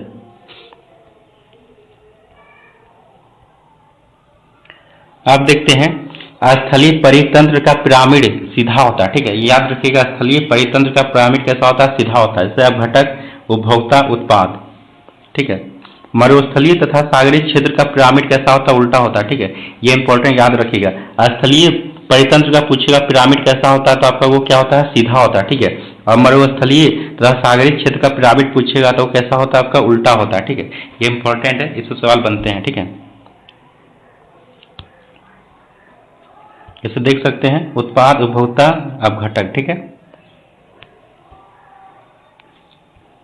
लिंडमान का नियम। इस नियम के अनुसार एक चरण से दूसरे चरण में ऊर्जा का मात्र 10% ही जाता है, किंतु कीटनाशकों का प्रभाव 90% तक चला जाता है। अतः खेत में छिड़के जाने वाले कीटनाशकों के कारण चूहों की मृत्यु हो जाती है और इन चूहों को खाने से चील कौवों की मृत्यु हो जाती है। ठीक है, इसी कारण सरकार ने LD50 लिथुल डोज 50 नामक कीटनाशक के प्रयोग पर प्रतिबंध लगा दिया है, क्योंकि इन कीटनाशकों के प्रयोग से गिद्धों की संख्या घट रही थी। ठीक है, देख सकते हैं जैसे कि ये सन मतलब क्या है, 10,000। ठीक है, और ये अगला में जाएगा कितना, 10% ही जाएगा। ठीक है, तो पादप में कितना जाएगा, ये 10% जाएगा, मतलब कितना हुआ, 1,000 हुआ। ठीक है, ठीक है, इसके बाद कितना अगला में जाएगा, 10% जाएगा। ठीक है, पादप मतलब पौधों को खाएगा, बकरी खाएगा तो बकरी में कितना 10% ही जाएगा। ठीक है, तो 1,000 का 10% कितना, 100। ठीक है, अब बकरी को जो मतलब खाएगा मतलब मानव, ठीक है, तो उसमें कितना जाएगा, 10% ही जाएगा। ठीक है, तो 10% गया तो कितना बचा, 10 बचा। ठीक है, अब मानव को मतलब शेर खाएगा तो उसका कितना 10% ही जाएगा, मतलब 1% इसको ऊर्जा मिलेगा। ठीक है, शेर को। ठीक है, शेर को जीवाणु खाएगा तो जीवाणु मतलब घटक को कितना ऊर्जा मिलेगा, 10% फिर जाएगा अगला तो 0.1। ठीक है, ये पादप क्या आपका उत्पादक है और ये आपका क्या बकरी, मानव, शेर सब क्या आपका उपभोक्ता है। ठीक है, जीवाणु क्या आपका अपघटक है, डिकम्पोजर है। ठीक है, तो इसी तरह ट्रांसफर होता है, मतलब अगले में जो होता है 10% जो है आपका एनर्जी मतलब जाता है, ठीक है, ये याद रखिएगा। अब देखते हैं अगला चैप्टर हम लोग क्या, इकोलॉजी, पारिस्थितिकी। पारिस्थितिकी मतलब इकोलॉजी, जीव तथा उसके बाहरी परिवेश का अध्ययन इकोलॉजी कहलाता है, ठीक है। पारिस्थितिकी में जैविक तथा जैविक दोनों घटकों को रखते हैं। इकोलॉजी के जनक टैकल को कहते हैं, टैकल नहीं, यहाँ क्या होगा, हैकल होगा, ठीक है, यहाँ क्या होगा, हैकल। इकोलॉजी जनक किसे कहते हैं, हैकल को कहते हैं, ठीक है, ठीक है, यहाँ हैकल कर लीजिएगा, हैकल को कहते हैं, ठीक है। जबकि इकोलॉजी शब्द रिटर ने दिया था, किसने दिया था, रिटर ने दिया था, ठीक है। जैविक घटक, इसमें उत्पाद, उपभोक्ता तथा अपघटक आते हैं, अर्थात इसमें सजीवों को रखते हैं। अजैविक घटक, इसमें तापमान, वायु, आर्द्रता, नदी, पर्वत अर्थात निर्जीव चीज को रखते हैं, ठीक है। जीवों के समूह को जीव समूह कहते हैं, ठीक है, जीवों के समूह को क्या कहते हैं, जीव समूह कहते हैं, ठीक है। कई जीव समूह मिलकर परितंत्र बनते हैं, ठीक है, मतलब क्या बनते हैं, इकोसिस्टम बनते हैं। कई परितंत्र मिलकर क्या बनते हैं, बायोम बनते हैं, मतलब जीनोम बनते हैं, ठीक है। कई जीवों मिलकर एक जीव मंडल बनता है, बायोस्फीयर बनाते हैं, ठीक है। मानव जीव मंडल में ही रहता है, मतलब बायोस्फीयर में ही रहता है, ठीक है। देख सकते हैं यह क्या स्थल मंडल है, ठीक है, मतलब जल, ये आपका जल मंडल, ये आपका क्या स्थल मंडल, मतलब पृथ्वी, ठीक है। ये आपका क्या जल मंडल है, बायोस्फीयर, ये आपका वायुमंडल है, ठीक है, एटमोस्फेयर। देखते हैं परितंत्र क्या होता है। परितंत्र वह सबसे छोटी इकाई है जिसमें सजीव मतलब जैव घटक तथा निर्जीव मतलब जैविक घटक दोनों साथ रहते हैं, ठीक है, उसे क्या कहते हैं, परितंत्र कहते हैं। सबसे छोटा परितंत्र जल का बूंद है, इसमें डेटम नामक शैवाल पाया जाता है। जब किसी व्यक्ति को डुबाकर मारा जाता है तो, या मतलब डूब कर मर जाता है तो उसके फेफड़ों में डेटम की जांच की जाती है, ठीक है। पृथ्वी का सबसे बड़ा परितंत्र क्या है, आपका समुद्र है, क्या है, पृथ्वी सबसे बड़ा परितंत्र क्या आपका समुद्र है, ठीक है। स्थल का सबसे बड़ा परितंत्र क्या आपका घास तथा टैगा वन है, ठीक है, क्या है, घास तथा क्या आपका टैगा वन है, ठीक है। अब देखते हैं जीव जो है दो प्रकार के होते हैं, ठीक है। एक आपका क्या होता है, स्वपोषी होते हैं, मतलब ऑटोट्रॉप होता है, दूसरा क्या परपोषी होता है, मतलब हिट्रोट्रॉप होते हैं, ठीक है। स्वपोषी में जैसे आपका पादप हो गया, मतलब प्लांट हो गया, शैवाल मतलब एल्गी हो गया, ठीक है। और परपोषी में क्या होते हैं, आपके सहजीवी होते हैं, सहयोगी होते हैं, परजीवी होते हैं, और क्या होता है, मृतोपजीवी होते हैं, ठीक है। सिम्बायोसिस होते हैं, कॉमन सेलिज्म होते हैं, पैरासाइट होते हैं, ठीक है, और सेप्रोफाइटिक होते हैं, ठीक है। तो देखते हैं हम लोग, जैसे सहजीवी में जैसे क्या होता है, प्लस प्लस का रिलेशन होता है, ठीक है, मतलब दोनों सहजीवी में क्या होता है, प्लस प्लस का, मतलब दोनों को किसी को नुकसान नहीं होता, ठीक है, दोनों एक दूसरे का सहयोग करते हैं, ठीक है। जैसे कवक सवाल, भैंस, कौआ और मधुमक्खी फूल, ये दोनों क्या करते हैं, संयोग करते हैं, ठीक है। और संयोगी में क्या होता है, एक को फायदा होता है, एक को क्या होता है, नुकसान होता है, ठीक है। एक को फायदा होता है और एक को मतलब कुछ भी फायदा नहीं होता, ठीक है, नुकसान नहीं होता है, कोई फायदा नहीं होता, ठीक है। जैसे अधिपादप, जैसे आर्किड का। अब परजीवी क्या होता है, पैरासाइट होता है, इसमें क्या होता है, एक को फायदा होता है, एक को क्या होता है, नुकसान होता है, ठीक है। जैसे अमेबेल और मच्छर। अमृतोपजीवी, इसको क्या होता है, फायदा होता है, ठीक है, जैसे चील, ठीक है। स्वपोषी मतलब ऑटोट्रॉप, ये अपना भोजन स्वयं बना सकते हैं क्योंकि इसमें क्लोरोफिल पाया जाता है, ठीक है, जैसे पादप, शैवाल, जीवाणु, ठीक है। परपोषी हेट्रोट्रॉप, ये अपना भोजन नहीं बना सकते क्योंकि इसमें क्लोरोफिल नहीं पाया जाता, ठीक है। इन्हें 4 भागों में बांटते हैं, ठीक है, जैसे सहजीवी, सिम्बायोसिस, इसमें दोनों जीवों को परस्पर लाभ होता है, ठीक है, जैसे कवक को, शैवाल गाय को और कौवा को, ठीक है। अब मधुमक्खी, फूल, बतख, मछली। अब होता है सहभोगी या सहयोगी, ठीक है, इसमें किसी एक को लाभ होता है, दूसरे को क्या होता है, कोई फर्क नहीं पड़ता, ठीक है। आपको जो डायग्राम बताया गया था सेम वही चीज, ठीक है। जैसे अधिपादप मतलब आर्किड का, परजीवी मतलब पैरासाइट, या जिस जीव पर उगते हैं उसे ही क्षति पहुंचाते हैं, ठीक है।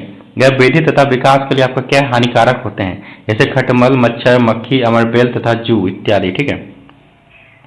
अब जैसे मृतोपजीवी, ठीक है, ये जीवों के मृत शरीर को खाकर खत्म करते हैं, अर्थात ये पर्यावरण को स्वच्छ रखने में महत्वपूर्ण भूमिका निभाते हैं, जैसे जीवाणु, चील, गिद्ध, कौवा आदि, ठीक है। अब नोट में देखते हैं, जीवाणु पृथ्वी पर हाइड्रोजन चक्र को बनाए रखते हैं, ठीक है। अब देखते हैं विभिन्न स्थानों पर उगने वाले पौधों का नाम। जैसे मरुस्थल में उगने वाले पौधों क्या कहते हैं, जीरोफाइटिक कहते हैं, ठीक है। लवणीय जल में उगने वाले पौधों क्या कहते हैं, हेलोफाइट कहते हैं, ठीक है। जल में उगने वाले पौधों को हाइड्रोफाइटिक कहते हैं, ठीक है। और आर्द्र भूमि में उगने वाले पौधों क्या कहते हैं, हाइगोफाइटिक कहते हैं, ठीक है। अब वक्र टुंडा मतलब टैग में उगने वाले को मिसोफाइटिक कहते हैं। चट्टान में उगने वाले पौधों क्या कहते हैं, लिथोफाइटिक कहते हैं, ठीक है। अब देखते हैं अगला चैप्टर हम लोग क्या देखते हैं, प्रदूषण मतलब पॉल्यूशन देखते हैं, ठीक है। पॉल्यूशन मतलब प्रदूषण क्या होता है, पर्यावरण में विभिन्न गैसों, मृदा तथा जीव जंतुओं का एक निश्चित अनुपात है। इस अनुपात में आने वाले कमी मतलब ह्रास मतलब कमी को प्रदूषण कहते हैं। प्रदूषण छोटे क्षेत्रों को दर्शाता है, इसमें मानव क्रियाकलापों को रखते हैं, ठीक है। पर्यावरण मतलब पर्यावरण अवनमन डिग्रेडेशन, जब मानव तथा प्रकृति दोनों के कारण पर्यावरण की गुणवत्ता में ह्रास होता है तो उस अवनमन कहते हैं, ठीक है। जैसे भूकंप, ज्वालामुखी, ठीक है। आप देखते हैं सूक्ष्म जीवी अपघटनीय प्रदूषण, बायोडिग्रेडेबल, वैसे प्रदूषण जिसे सूक्ष्म जीव खाकर खत्म कर देते हैं, सूक्ष्म जीव अपघटनीय कहलाते हैं। ये कम हानिकारक होते हैं, ठीक है। जैसे प्लास्टिक, धातु कचरा, रासायनिक कचरा, ठीक है। अब प्रदूषण के विभिन्न प्रकार देखते हैं, जैसे जल प्रदूषण, मृदा प्रदूषण, वायु प्रदूषण, ध्वनि प्रदूषण, विद्युत चुंबकीय प्रदूषण, ठीक है।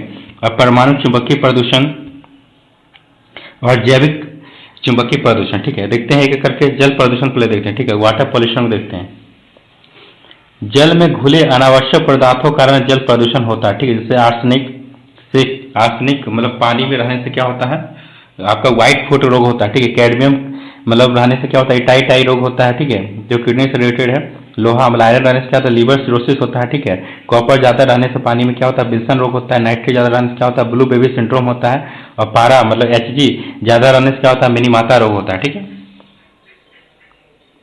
अब देखते हैं बायोकेमिकल ऑक्सीजन डिमांड, बीओडी क्या होता है। बीओडी बायोकेमिकल ऑक्सीजन डिमांड क्या होता है, इनटू धूल प्रदूषण। बीओडी का अर्थ होता है 5 दिन का ऑक्सीजन डिमांड, ठीक है। सुपोषण क्या होता है, यूट्रोफिकेशन क्या होता है। जलाशय में फास्फोरस तथा नाइट्रोजन की अधिकता के कारण इसमें अनावश्यक पदार्थ तथा जलकुंभी उग जाते हैं, जिस कारण जलाशय के अंदर ऑक्सीजन नहीं पहुंच पाता है और जलीय जीवों की मृत्यु हो जाती है, ठीक है। उसे क्या कहते हैं, सुपोषण, यूट्रोफिकेशन कहते हैं, ठीक है। हैदराबाद का हुसैन सागर झील जलकुंभी से क्या है, ग्रसित है, ठीक है। अब देखते हैं दूसरा, मृदा पॉल्यूशन क्या होता है। सॉइल पॉल्यूशन, मिट्टी के उर्वरक क्षमता का कम हो जाना मृदा प्रदूषण कहलाता है। मृदा प्रदूषण 2 कारणों से होता है, ठीक है। पहला कीटनाशक का प्रयोग, ठीक है, जैसे LD50 और BSC मतलब बेंजीन हेक्साक्लोराइड। और तीसरा होता है DDT, डाइफिनॉल ट्राइक्लोरो, ठीक है। ये 3 कीटनाशक कारण जो होता है आपका मृदा प्रदूषण होता है, ठीक है। अत्यधिक खाद के प्रयोग से मिट्टी रेत का रूप ले लेती है, ठीक है। अब देखते हैं पहला कीटनाशक का प्रयोग से, और दूसरा देखते हैं अपर्दन के कारण भी मृदा पॉल्यूशन होता है, ठीक है। अपर्दन के कारण मिट्टी की ऊपरी उपजाऊ परत जो है कट जाती है। अत्यधिक मृदा अपर्दन को अवनालिका कहते हैं। अवनालिका बहुत अत्यधिक हो जाए तो बीहर का रूप ले लेती है, ठीक है। जैसे चंबल का बीहर है, बीहर पूरी तरह से बंजर होता है। सर्वाधिक बीहर का निर्माण चंबल नदी करती है, ठीक है। अब देखते हैं वायु प्रदूषण, एयर पॉल्यूशन। वायु के गुणवत्ता में होने वाले ह्रास या कमी को वायु प्रदूषण कहते हैं, ठीक है। एरोसोल मतलब धूल कण, वायुमंडल में उपस्थित धूल कण को एरोसोल कहते हैं, ठीक है। ये वायु प्रदूषण में मुख्य भूमिका निभाते हैं। इनका आकार 10 माइक्रोन होता है, ठीक है। सीमेंट उद्योग में एस्बेस्टस एरोसोल के रूप में उड़ता है, जिससे फेफड़े की बीमारी हो जाती है, जिसे व्हाइट कैंसर कहते हैं, ठीक है। औद्योगिक कचरा, धुआं, आग, ईंधन तथा वाहन से वायु प्रदूषण होते हैं, ठीक है। वायु प्रदूषण में फैलने वाली प्रमुख गैस कौन कौन सा आपका देखते हैं एक एक करके। जैसे कार्बन मोनोऑक्साइड, ठीक है। यह क्या है, रंगहीन, स्वादहीन तथा गंधहीन गैस है, ठीक है।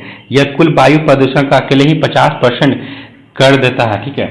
यह हीमोग्लोबिन से सबसे तेजी से क्रिया करती है और ऑक्सीजन ले जाने की क्षमता खत्म कर देती है, जिस कारण व्यक्ति का दम घुटने से मौत हो जाती है। अतः इसे दम घोटने वाले गैस कहते हैं, किसको, कार्बन मोनोऑक्साइड को, ठीक है। ईंधन, कोयला, जीवाश्म, मुर्गी, आदमी को जलाने पर इसके दहन से कार्बन मोनोऑक्साइड निकलता है। ठीक है, कार्बन मोनोऑक्साइड जो है यह जल में घुलनशील होता है। ठीक है, ईंधन में होने वाले प्रदूषण को कम करने के लिए सीएनजी तथा एलपीजी को बढ़ावा दिया जाता है।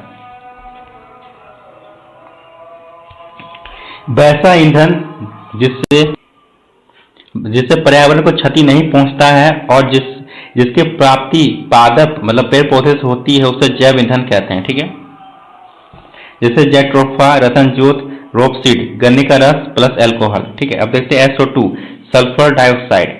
यह अम्लीय गैस है, यह कुल प्रदूषण का 20% करती है। यह फेफड़े को सर्वाधिक क्षति पहुंचाती है, सल्फर डाइऑक्साइड गैस।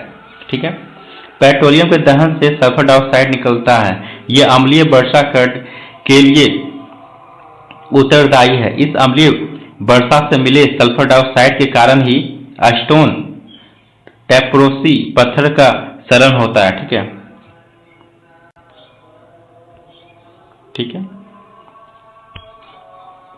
अब देखते हैं सीसा प्रदूषण। पेट्रोल में अपस्फोटन मतलब एंटी नॉकिंग के रूप में टेट्रा एथिलेट का प्रयोग करते हैं जो सीसा का यौगिक है। यह सीसा धुएं के माध्यम से वायुमंडल में आ जाता है और प्रदूषण फैला देता है। सीसा प्रदूषण से तंत्रिका तंत्र प्रभावित होता है। ठीक है, अब CFC क्लोरोफ्लोरोकार्बन, यह ओजोन को क्षति पहुंचाता है। ठीक है, ओजोन को क्षति क्लोरीन तथा फ्लोरीन से होता है। ठीक है, CFC में उपलब्ध रहता है। ठीक है,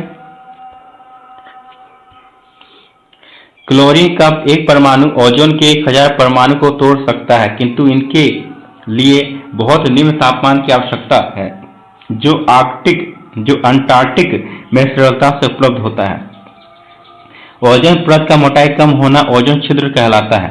ओजोन की मोटाई को मापते हैं, डॉप्सन में मापते हैं। ठीक है, एक डॉप्सन बराबर होता है 1 mm। ओजोन समताप मंडल में 30 से 40 किलोमीटर की ऊंचाई में पाया जाता है। ठीक है, यह पराबैंगनी किरणों से हमारी रक्षा करता है। ठीक है, ये किरणें स्किन कैंसर उत्पन्न करते हैं, पराबैंगनी किरणें। ठीक है, अल्ट्रावायलेट किरणें। ओजोन क्षरण को रोकने के लिए 16 सितंबर 1987 को कनाडा के मॉन्ट्रियल में प्रोटोकॉल हुआ था। ठीक है, इसे क्या कहते हैं, मॉन्ट्रियल प्रोटोकॉल कहते हैं। इसे 16 सितंबर को जो हम लोग ओजोन दिवस मनाते हैं, इसी कारण 16 सितंबर को ओजोन संरक्षण दिवस मनाते हैं। ठीक है, ओजोन का निर्माण ऑक्सीजन के 3 परमाणु से होता है। प्रथम तथा द्वितीय ओजोन छिद्र अंटार्कटिका में देखे गए। CFL से निकलने वाले फ्लोसिन गैस, थीनर से निकलने वाली गैस ओजोन को नुकसान पहुंचाती है। ठीक है, अब देखते हैं नाइट्रोजन डाइऑक्साइड NO2। नाइट्रोजन हानिकारक नहीं है, यह पौधों के लिए आवश्यक है, किंतु नाइट्रोजन के ऑक्साइड हानिकारक है। Nitrogen dioxide green house effect उत्पन्न करती है। समताप मंडल उड़ रहे वायुयान के धुओं से नाइट्रोजन के ऑक्साइड निकलते हैं। ठीक है,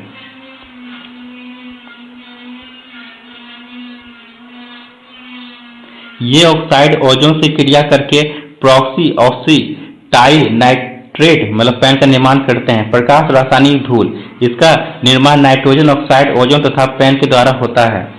कार्बन डाइऑक्साइड CO2, यह एक अम्लीय गैस है। यह लाभदायक तथा हानिकारक दोनों है। कार्बन डाइऑक्साइड प्रकाश संश्लेषण के लिए आवश्यक है। यह दिन के समय पृथ्वी को अत्यधिक गर्म होने से रोकती है तथा रात को अत्यधिक ठंडा होने से रोकती है, किंतु यदि यह बहुत अधिक हो जाए तो पृथ्वी का तापमान बढ़ जाएगा, ग्लेशियर पिघल जाएंगे और समुद्र तल जो है बढ़ जाएगा। ठीक है,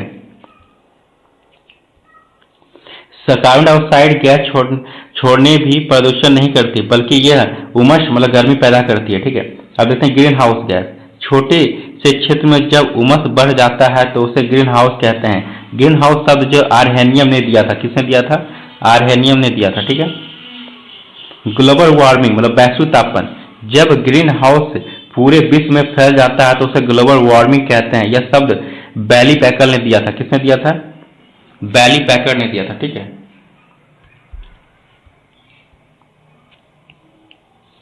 कार्बन फुटप्रिंट, गैसों का वह समूह जो ग्रीन हाउस उत्पन्न करता है कार्बन फुटप्रिंट कहलाता है। इसे CN साइनाइड, NC मतलब आइसोसाइनाइड। ठीक है, जैसे जलवाष्प ज्यादा, फिर CO2, फिर CH4 मतलब मीथेन, CFC फ्लोरोकार्बन, फिर N2 नाइट्रोजन डाइऑक्साइड। ठीक है, ये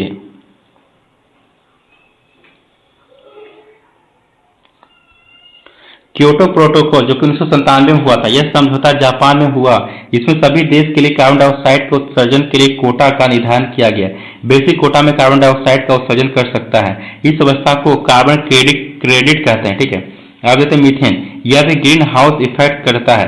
यह दलदली भूमि में पाया जाता है। ठीक है, जैसे मार्स लोना।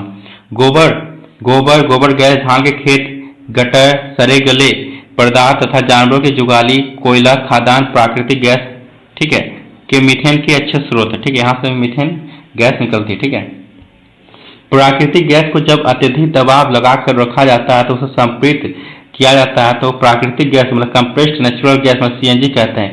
यह बहुत ही कम प्रदूषण करता है। ठीक है, अब देखते हैं भोपाल गैस त्रासदी, जो कि 3 दिसंबर 1984 को भोपाल के यूनियन कार्बाइड नामक कंपनी में मिथाइल आइसोसाइनाइड मतलब CH3NCO गैस जल से क्रिया करके विस्फोट कर गई थी, जिससे हजारों लोगों की जान गई थी। ठीक है,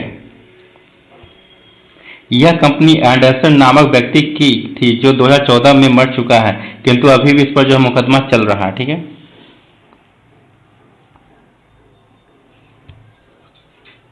इस कंपनी में कीटनाशक बनाए थे। ठीक है, देखते हैं प्रदूषण, जिससे कार्बन मोनोऑक्साइड, सल्फर डाइऑक्साइड, ठीक है, ग्रीन हाउस गैस में कार्बन डाइऑक्साइड, मीथेन, क्लोरोफ्लोरोकार्बन और नाइट्रोजन डाइऑक्साइड। ठीक है, और एसिड रेन के लिए जिम्मेदार कौन सा है आपका? HNO3 और सल्फर डाइऑक्साइड और नाइट्रोजन डाइऑक्साइड। ठीक है, और ओजोन के लिए, ओजोन क्षरण के लिए जिम्मेदार कौन सा है? ओजोन की मोटाई कम करने के लिए क्लोरोफ्लोरोकार्बन और नाइट्रोजन डाइऑक्साइड। ठीक है, अब देखते हैं कैटालिक कन्वर्टर, उत्प्रेरक समपरिवर्तक। यह संक्रमण धातु से बना होता है। यह इंजन से निकलने वाले धुआं में उपस्थित कार्बन मोनोऑक्साइड को कार्बन डाइऑक्साइड में बदल देता है, जिससे प्रदूषण कम हो जाता है, किंतु उमस जो है बढ़ जाती है। ठीक है,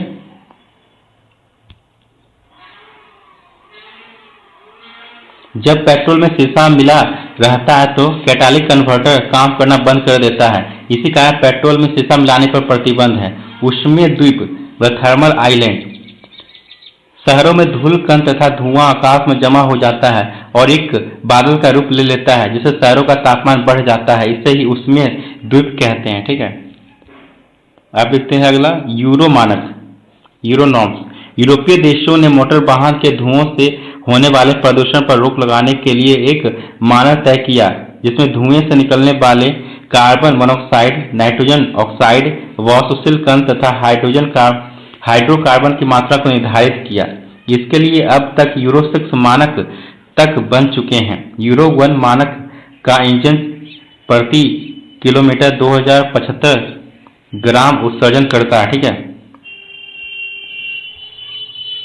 जैसे यूरो 1 जो है आपका 2.75 ग्राम उत्सर्जन करता है, यूरो 2 जो है 1.00 ग्राम, यूरो 3 जो है 0.64 ग्राम, यूरो 4 जो है 0.50 ग्राम, यूरो 5 जो है 0.30 ग्राम, यूरो 6 जो है 0.20 ग्राम। ठीक है, यूरो मानक को भारत स्टेज मतलब BS कहा जाता है।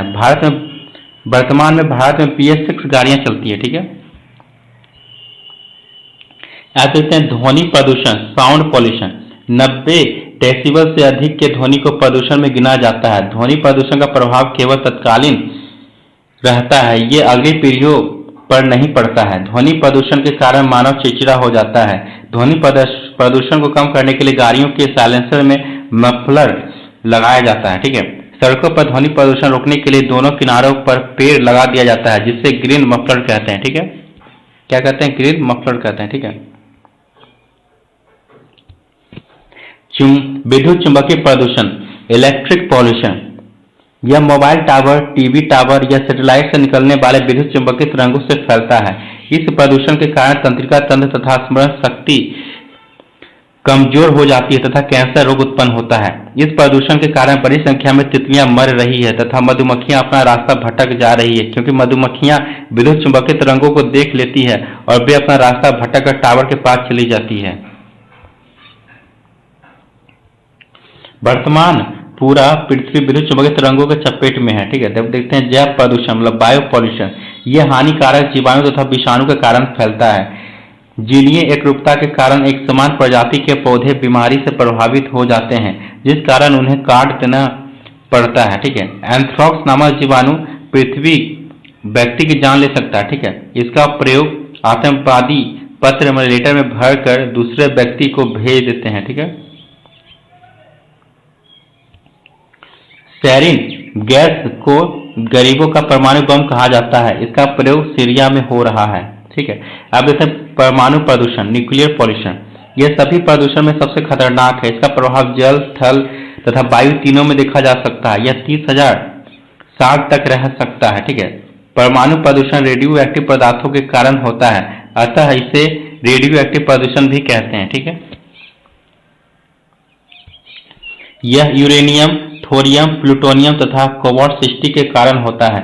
9 अगस्त तथा 6 अगस्त 1945 को जापान के हिरोशिमा तथा नागासाकी पर गिरे परमाणु बम 2011 में जापान में हुआ। गिरे परमाणु बम तथा 2011 में जापान में हुआ। तो 6 अगस्त को आपका जो है हिरोशिमा में गिरा था। ठीक है, और 9 अगस्त को आपको कहाँ गिरा था? नागासाकी। ठीक है,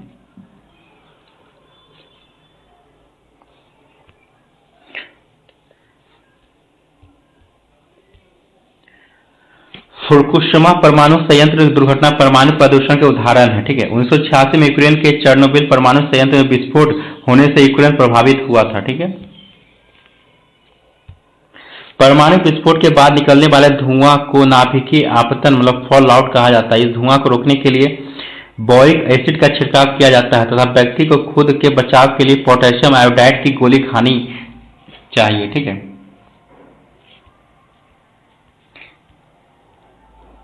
तो ये आज हमारा जो है कंप्लीट हो गया। बॉटनी का क्लास जो हमारा कंप्लीट हो गया। ठीक है, बॉटनी का क्लास जो हमारा क्या हो गया? कंप्लीट हो गया। ठीक है, इसके पहले जो हम लोग जियोलॉजी का कंप्लीट कर दिया है, आज बॉटनी कंप्लीट हो गया। ठीक है, तो चलिए, ये वीडियो कैसा लगा आप कमेंट करके बताइएगा।